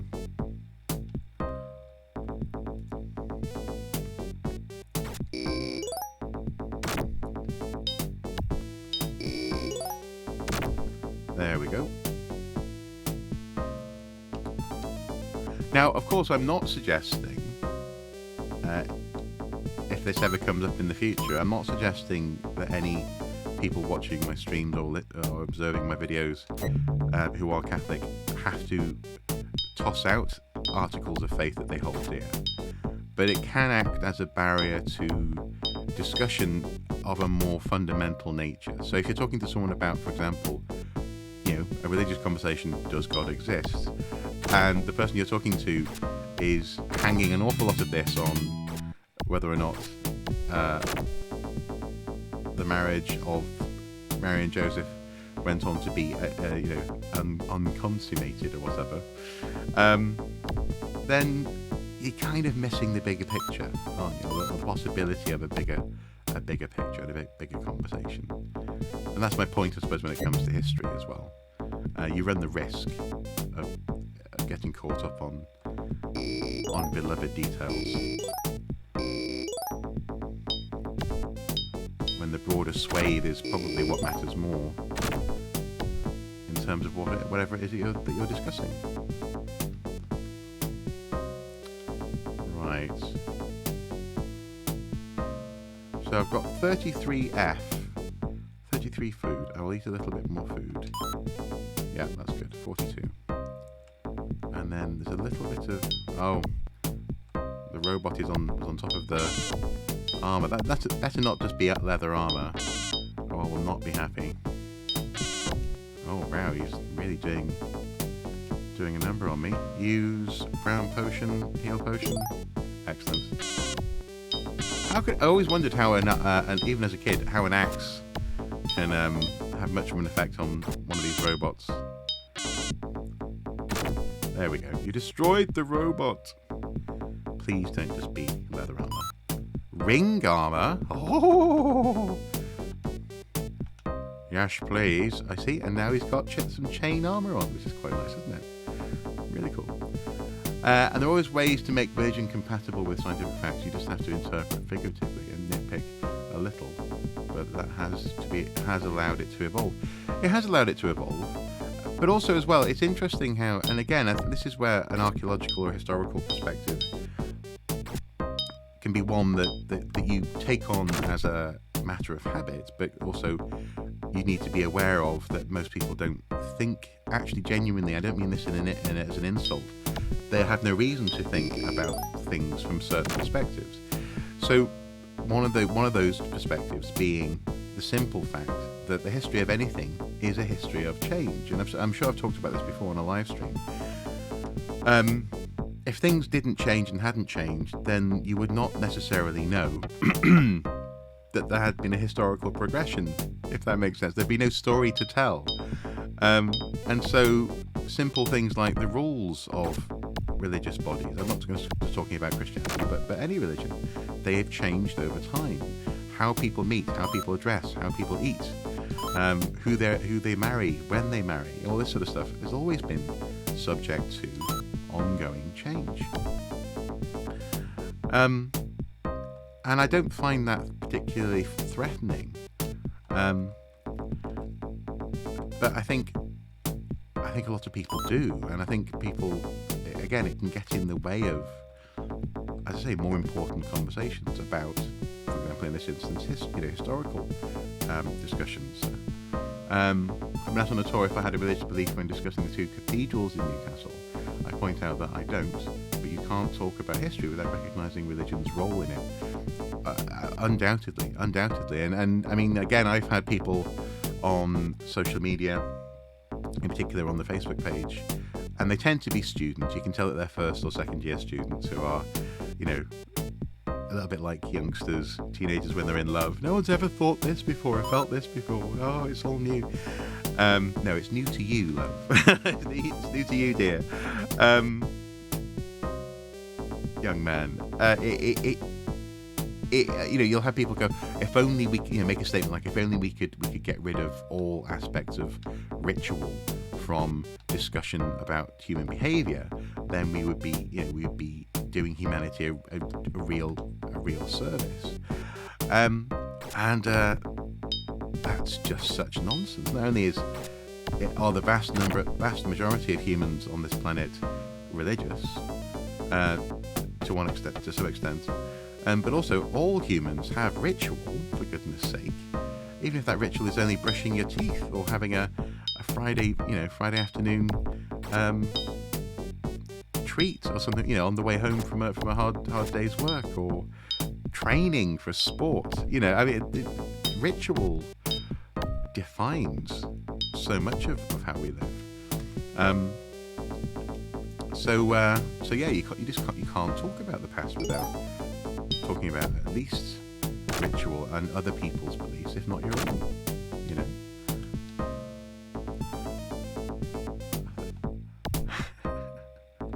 A fried egg, yeah, fried egg Friday, absolutely. And also, actually, that's interesting as well, because an awful lot of people, for example, here in Wallsend, still do Friday afternoon fish and chips, which is a hangover from when their families were undoubtedly more religious. Often you'll get, you know, I've been in chip shops where I go, oh yes, okay, yeah, you know, Friday fish and chips, fish supper, you know, it's a Catholic thing, isn't it? And they'll go, is it? You know, and so people do things which are rituals that do have religious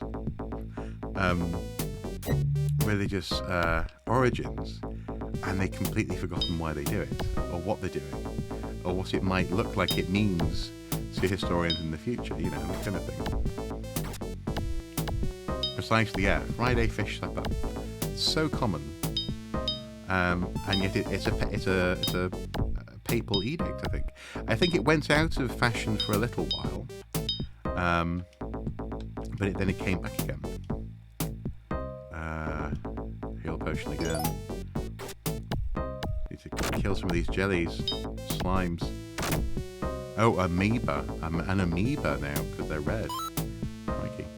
Just need to use some more of these magical items as well, don't I?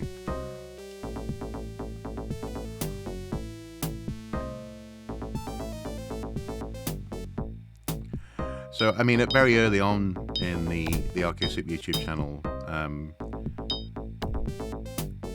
back catalogue, there was a video. I've now taken it down because it was a pointless conversation, but basically where someone had asked me to make a video more or less just saying, look, you know, religion is stupid, science is the way to go. And I actually made a video saying, look, if you think that's the case, you're in the wrong field. You need to stop studying humans because they're always going to disappoint you. You know. Let's try the black potion. Oh no! It threw us all into darkness.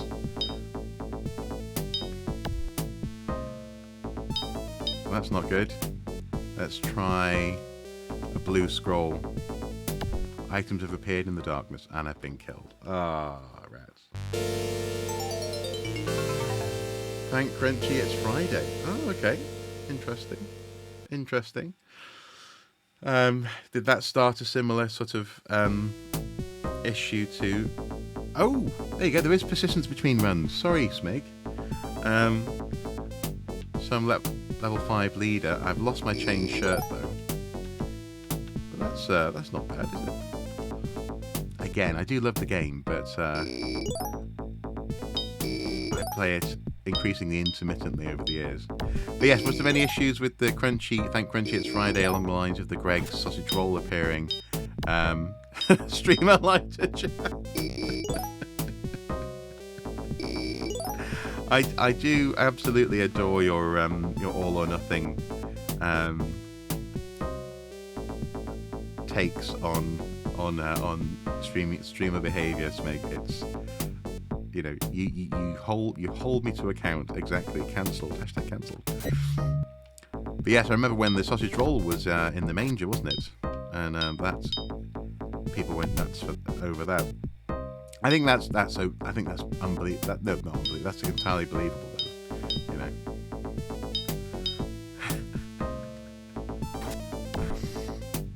My name's not even Mark.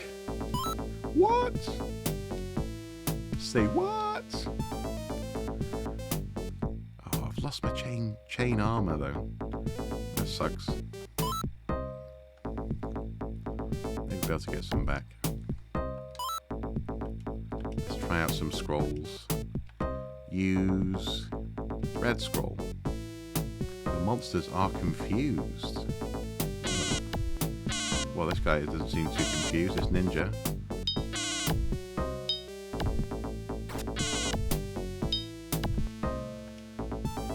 Let's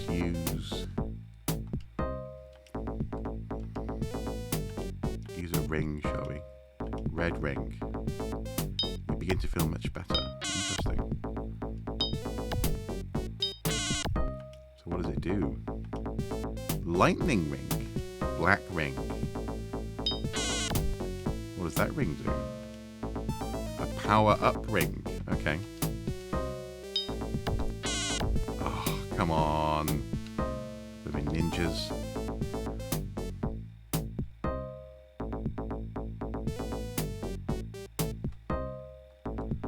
I'm going around in circles here a little bit. Is there any secret doors here? Run away. Exactly. Run away. Yeah. Run away if you want. Oh, there's another ninja.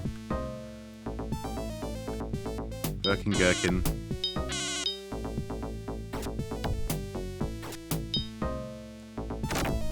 There we go. Got him.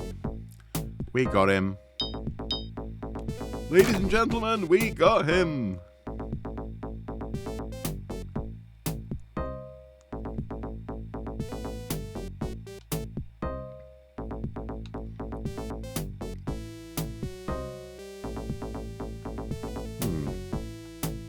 Let's head down here. Leather armor. Boo!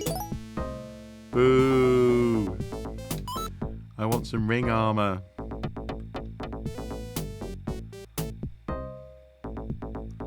Get some food. There we go. Oh, I ate too much. Leather armor again. Yawn. Discard.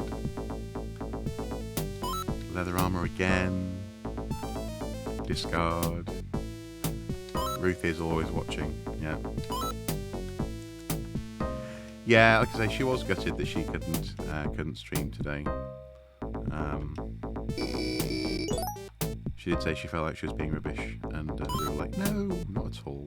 Of course not. Your adoring public waits. So yeah, the can wait. The chain helmets, nice. The opening for the podcast that we recorded today, though, that we put together today. You don't know if she's yet an angel or a devil. I think she is. She is as mischievously neutral as she can possibly be. Ooh, wooden shield, excellent. I think as a physicist, she wouldn't want to be an angel or a devil necessarily, although she wouldn't mind being a little bit mischievous. So we put together samples from 7 different. I think she switches from shoulder to shoulder in an effort to find some sort of balance. So as not to. Then again, actually, she may also say that any aspect of observation will have an effect on the subject. So why not just mess with them? So I shouldn't necessarily be too confident in speaking for her. So we for that I put a link in the Discord. What will be the audio opening for the podcast, but we couldn't resist making a video element for it as well. So Mr. Soup is a toy. Mr. Soup is a toy to Ruth, whatever entertained her at the time. Quite possibly. She definitely gives me a lot of shit. But then again, I give as good as I get, so it's good fun. But yeah, so we merged together 7 different media elements to create the words Else Realm Diner. So we picked from films where people said Else Realm and Diner.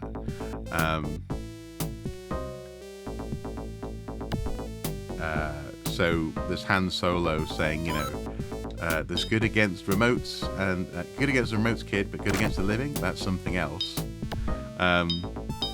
There's Gandalf, for example, saying, welcome to the realm of Dwarodel, in the Dwarven City, this kind of thing.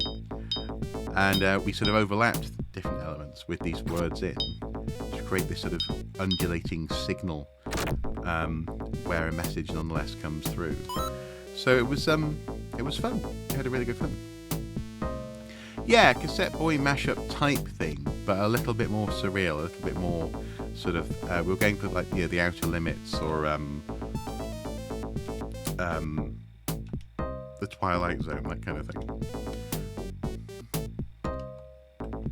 And we'll be recording our first episode, in fact, tomorrow morning, if she's up for it.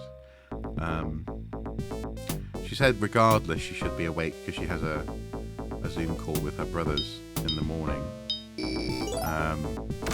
But yeah, we're going to have an opening chat about our gateway horror movies and some fond memories of film, just to sort of break the ice. And then episode 2, we'll be looking at the movies 28 Days and 28 Weeks Later, and what we think of those, and some of the conversation that comes out of that. All of this, though, really came to a head when we went to see The Matrix Resurrections. We really wanted to have a conversation about that. But now we're sort of thinking, well, we'll get into the swing of it first, and then we'll come back to the Matrix movie, because there's a lot to talk about there. I mean, robots.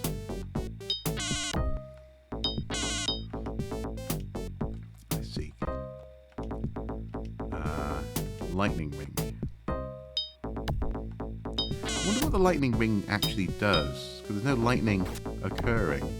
Maybe it saves you from electrical attacks, which could be good against the robot, I guess. Oh no, I'm being attacked from both angles. How many potions? I'm gonna die, aren't I? Oh, use brown potion. Thank goodness for that. Oh no, if I'm not careful, I'm gonna get cut off by the ninja back there.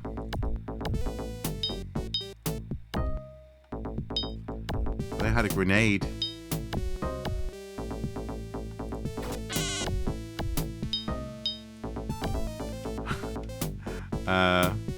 Not use an orange potion. Use Chaos Scroll. The monsters are confused. I'm absolutely dead. I'm gonna die. I've heard good things about that Bandersnatch. I definitely want to play it, as it were.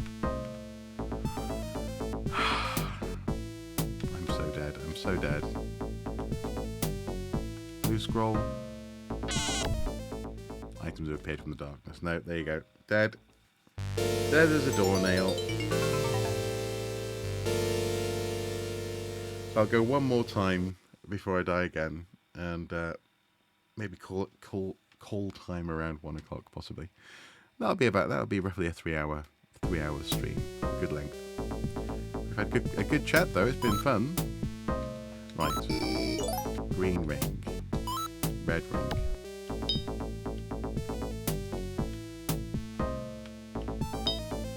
I don't want to go straight up. I want to. Confused by these speed run strats. It's a very novel strategy, isn't it?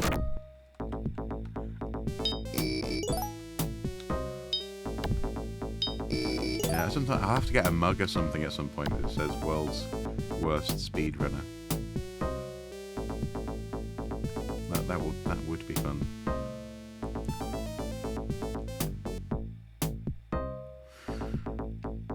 Well, I mean, I can only presume that yes, she would do, and that she's probably read some. We're both very much missing. Well, all three of us, she, I, and Mrs. Soup. We're all very much missing D&D. We've got a couple of ideas. So, for example, we probably, once we get into the swing of things with podcasting, with the podcast, we'll probably do a joint live stream where we'll play Betrayal at House on the Hill. But yeah, I can only imagine that she must have read Choose Your Own Adventure books when she was a kid. Must have. Okay, brown potion. There we go. But yes, that would be good. And actually, I've got a couple of... one of the ones I want to do on the stream. And actually, maybe I should do that in February. That'd be really fun, actually. It would be the Choose Your Own Adventure Stonehenge. We started... Mr. Soup and we started reading it, and it's got a really weird beginning, a really odd, like, series of characters, and a really weird, a weird archaeologist, imagine that, who turns up at the beginning, and we're just very curious about where it's going to end up. So, but we didn't get very far, so maybe that could make a good live stream as well. Choose Your Own Adventure, Stonehenge. Nobody knows what they were up to, who they were, or what they were doing. Yeah, have chat, vote on your decisions. And actually, I could probably do polls, couldn't we? Like a poll, have it run for 60 seconds or so. People need to get in there quick with their decision. Give me an opportunity to have a sip of water or something. Yeah, that would be good. Yeah, secret door. Although there is not much in the way of exciting items like chain helmets or chain shirts, unfortunately. Yeah, I like that idea. And also as well, because of how things happened over the Christmas New Year period, we never got a chance to do, Andy and I never got a chance to do the quiz live stream that we fancied doing. So that could be fun. Exactly, chat could have. And actually, I think if it was an especially sort of double secret door, cool, difficult decision, then maybe we could leave it for a little bit longer than a minute. Chain helmet, excellent. Yeah, really let the argument become quite juicy. Right. Pick up a grey scroll. Brown cane, can't carry anymore. Well, surprise, surprise. Drop the short sword. Hand axe, drop the hand axe, I think. I don't need all these hand axes. Who keeps on leaving the hand axes behind for me, eh? So discard. Give us moral dilemmas, exactly, yeah. Well, also as well, I'm thinking of I don't know how yet, but I'm thinking of trying to make up stories along those lines myself, actually. And get input from an audience. Well, actually, a little while ago, Leave and I, we were playing one of those Japanese dating sims called C14 Dating. And it's such a great game because it was a really well-researched archaeological game. There we go with my archaeological AEological game. But also at the same time, we were both desperate to. We really wanted to play as an absolute tramp, as it were, just trying to go on dates with everyone that we possibly could. But we were also so distracted by the archaeology that we never really got there. We were too true to ourselves, you know. So that could be a fun one as well, a fun live stream at some point. That's a very good point. Oh, there you go. That was an alarm square over there. It's gone red, so now everything's rushing me. Oh, I'm gonna die again. I think to stay out of creature's way. Oh, blow me neck. Okay, do I have a chaos scroll?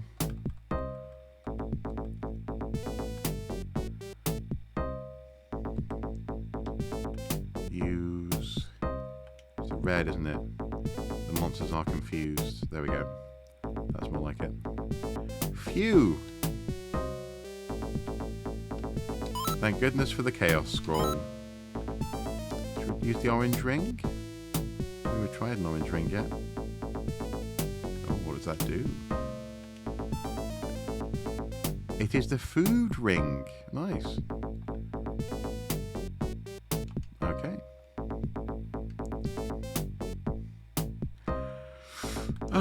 Yeah, I do wish no one would join the Discord, but it's okay, it's fine. Now we've got a long sword now. Should we see what the long sword is like?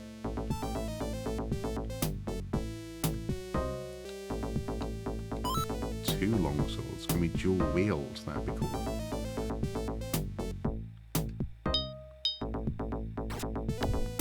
Ooh, enemy took 9 points of damage.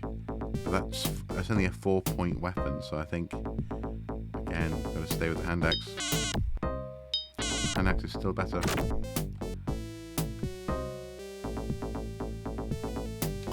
Wooden shield, yes please, I shall take that. I shall drop that shield. I shall drop that shield and go with my wooden shield.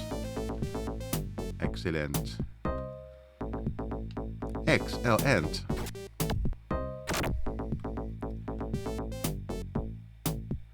Oh, sorry, avoid Discord. Yes, I see.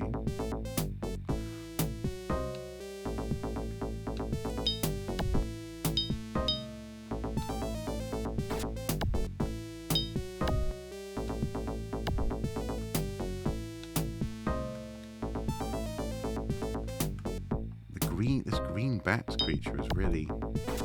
They move really weirdly. Killer fly is what they are. You destroyed the killer fly.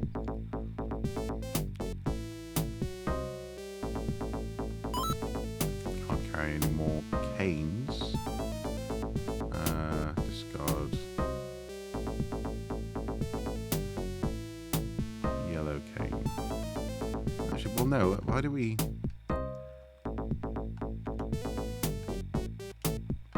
use the yellow cane? Nothing has happened. Okay.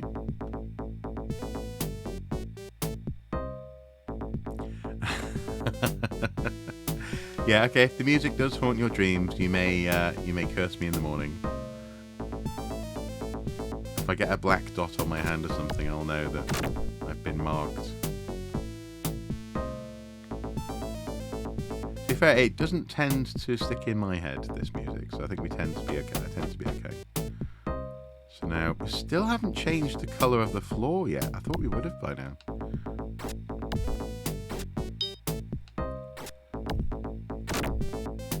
There we go. So yeah, as I say, the game takes on, for me at least, that feeling of a board game. And it's a little bit...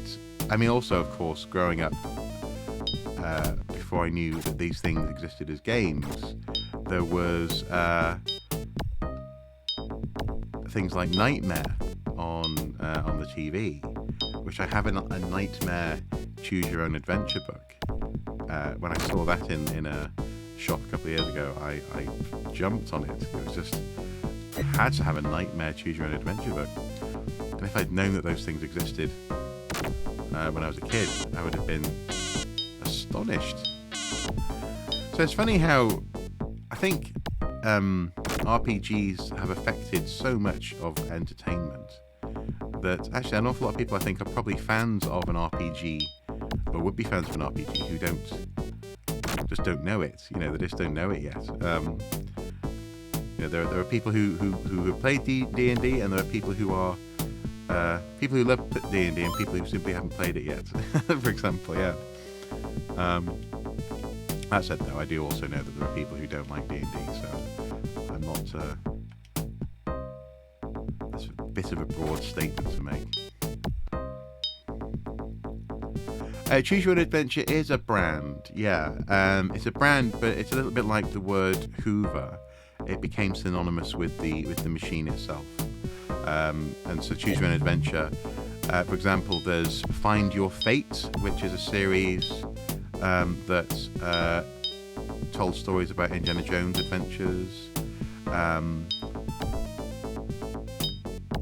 there are other variations. I can't think of the other ones off the top of my head, but there are various Choose Your Own Adventure style books. But Choose Your Own Adventure sort of cornered the market quite early on and became the brand name.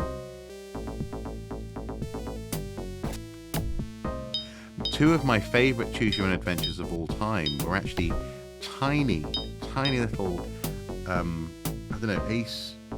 A6 maybe, so half of an A5 pad in terms of their footprint. Comics, Choose Your Own Adventure, multiple choice comics that I picked up from a counter in WH Smith in, I think, Northwich or Crewe. We were on our way home from Chester either way, and we stopped off at a newsagent's. And one of them was about pirate adventures. And it began with you being press ganged into the Navy, and then ended, battle axe, yes please, press ganged into the Navy, and then eventually it became sort of like a Treasure Island type adventure. And then the other one was you got to stop a spaceship exploding, but also as well the spaceship has an alien monster loose on board, and that was my brother's in this instance. Let's put that. I just discarded the battle axe, didn't I? And they were brilliant, really really good books. Well, good tiny little comics, but I think they were very disposable. They were almost sort of like bubblegum. Came with sweets or something. So I've never been able to find the brand, and therefore I don't know. Oh, I actually discarded again. The battle axe. Therefore, I don't know what they're called or what the titles were. Otherwise, I'd look for them online and try and get hold of them again. Death Trap Dungeon by Ian Livingstone, but I enjoyed almost all of his books. I don't know which brand he published for them. Okay. Well, actually, R.L. Stine of Goosebumps wrote for Find Your Fate. So he wrote quite a few of the earlier Indiana Jones adventures in that series. In fact, I've got the first 5 books. I got them online last year, and I think all of them are written by R.L. Stine, interestingly, before he went on to do Goosebumps. In fact, there's a really good documentary, and if someone can possibly put in the after stream a little reminder for me, tag me, I'll post that doc there for you to watch if you're interested. But it's about the origin of Choose Your Own Adventure, and it actually goes into all of the variants and some of the licensing issues as well.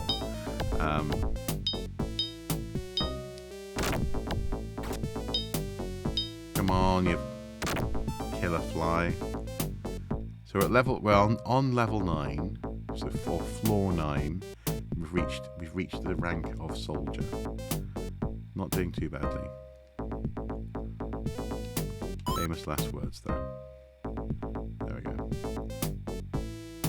Fighting fantasy book, interesting. Well, also Dungeons and oh look, there's an eyeball coming up through the floor. That's cool, isn't it? Dungeons and Dragons did a series of their own. I have a few of those on my bookshelf just behind me. They're very good. And also there was a what was it called? There was another one that was kind of like D&D, but where you actually had a stats sheet, quite a complicated stats sheet at the back of the book. I started reading that a couple of years ago, but at the time I wasn't quite in the headspace for it. So I'll have to go back and finish that story at some point. But yeah, over the years I've been very careful to pick up Choose Your Own Adventure and Usborne puzzle books are my two kind of go-to, fun, adventure tale, engaging book series that I really always gravitated to as a kid and obviously still do now. Secret door.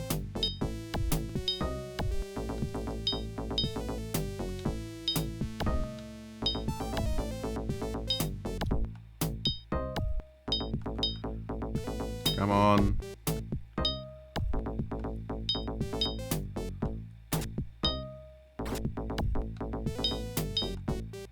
There we go. So on the bottom of the rooms, the door just reveals itself. It's not that they don't act as secret doors. Unless, of course, there is a secret door, in which case you need to be testing all of the, all of the wall. We have the starter kit for a Call of Cthulhu roleplay adventure. We were going to try and start that during lockdown. But again, because of life, we never quite got started. Oh no, I'm confused. Rats, I'm not pressing in those directions. That's not good. Can I heal myself? Blue potion. You suddenly feel hungry? That's no... Oh, food down to 1? Oh no, this could be bad. This could be really bad.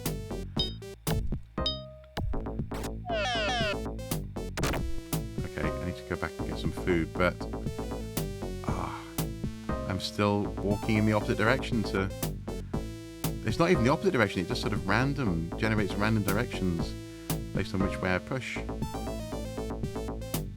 Okay, so now that I'm hungry, I'm eating into my... There you go, the music's changed, the floor's changed, there's some food. That's what we needed.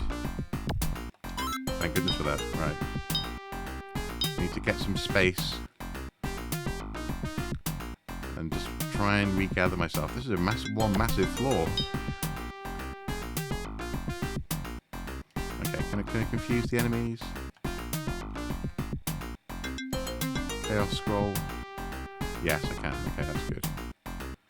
Thankfully, the confusion's worn off on me, which is good. This might just be one big room, this floor.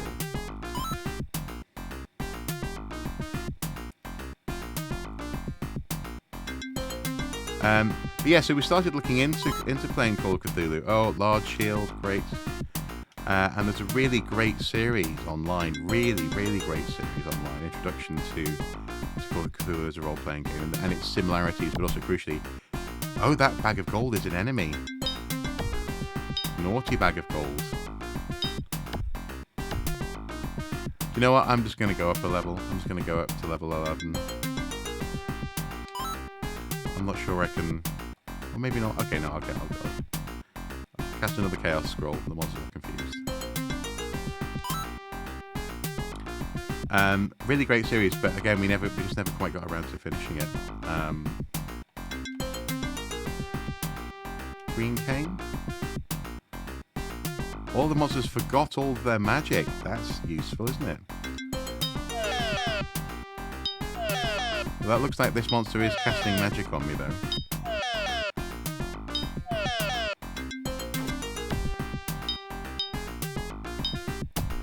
I don't know if this music is any better. Oh, that was a wizard instead of a magician.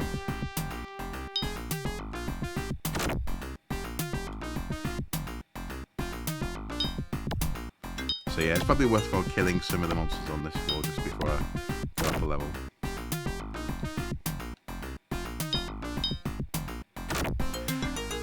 So I don't know if this game is coming across as one that you might find fun to no better fun to play at some point. But if you ever get a chance to get your hands on it, I mean, I think as an individual game in the Steam sale, you can pick it up for pennies as a downloadable element. And actually, I downloaded the whole Mega Drive collection during the Christmas sale. I think it was like down to £4 for all 40 odd games. Hence I've got them all on the shelf. So I definitely haven't paid full price for all of them. But yes, this is not subtle music, is it? But I have a soft spot for it. Probably understandably. Hand axe. Do not need a hand axe. No. Not subtle at all. And also as well, there's no menu for turning down, in-game music or sound effects. It's very early in the Mega Drive's life cycle, so there's none of those options. Oh wow, I've got a sword, enchanted sword chasing me. Brutal.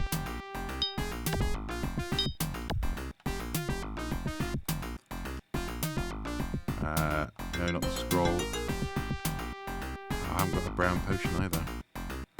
This could be it, guys. This could be it.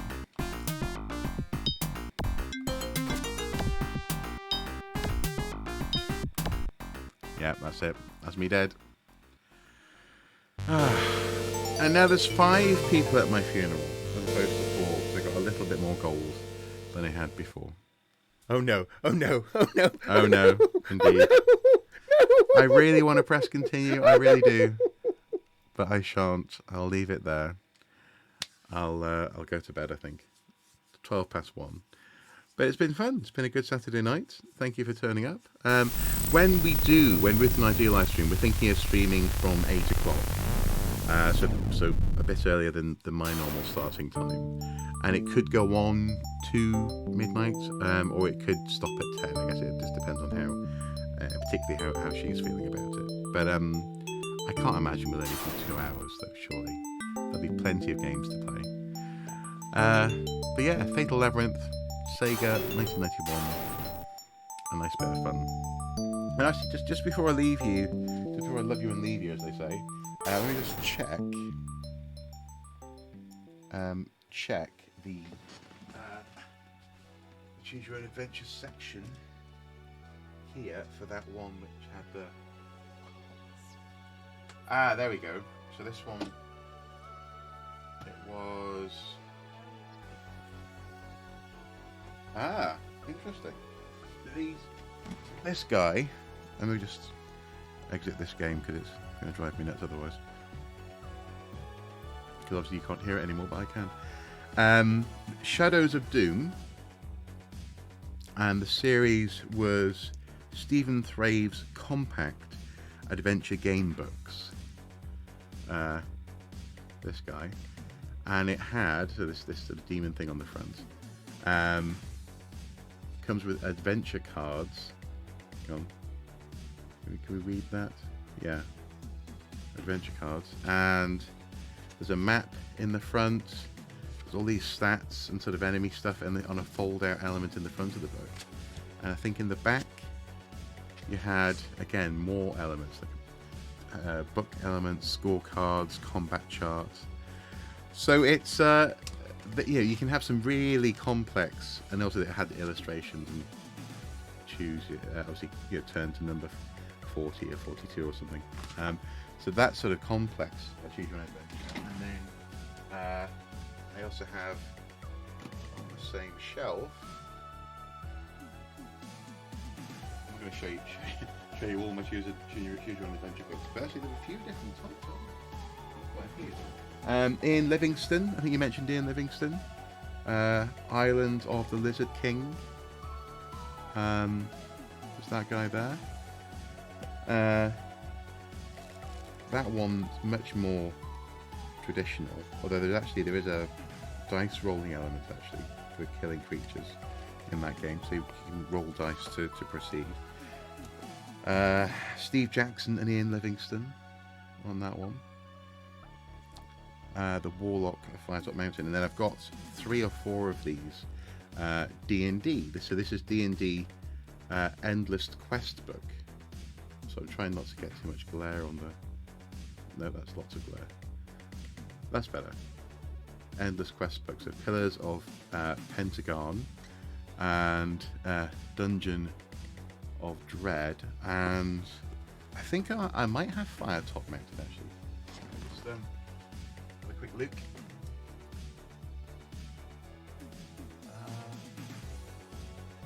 No, I don't know. Got another D&D Mountain of Mirrors, but yeah, so a good choose your own adventure book. And as I say, upstairs I've got more, and the Stonehenge one would be brilliant for a live stream. I think that'd be really good. Anyway, guys, it has been fun. I'm gonna let you guys go. Oh, I just showed you Firetop Mountain. Oh, sorry, the Warlock of Firetop Mountain. Sorry. Yes. Yeah, absolutely. They're really good. They're so good, and this is the reason why I'm surprised that I didn't. Yeah, that I was so. Oh, isn't that lovely? Colin Hill, Summer P5, 1984. So this book was given to someone the year I was born.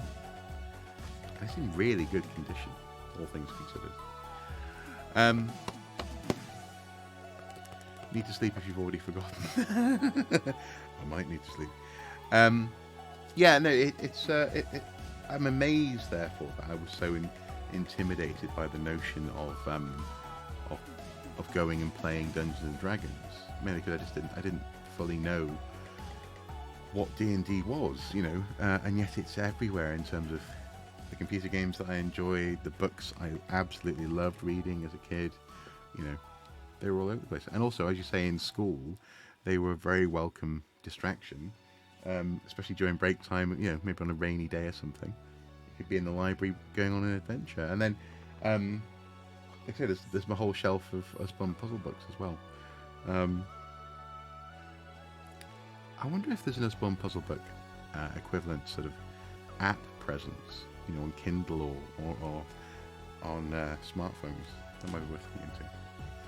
Right, I'm going to go and find that video anyway about the history of Choose Your Own Adventure. I'll post it in the after stream, and I shall see you guys possibly Monday, possibly tomorrow, possibly Tuesday, but certainly next week on Tuesday and or Thursday. I want to return to Absolov and finish that game. I think that would be good.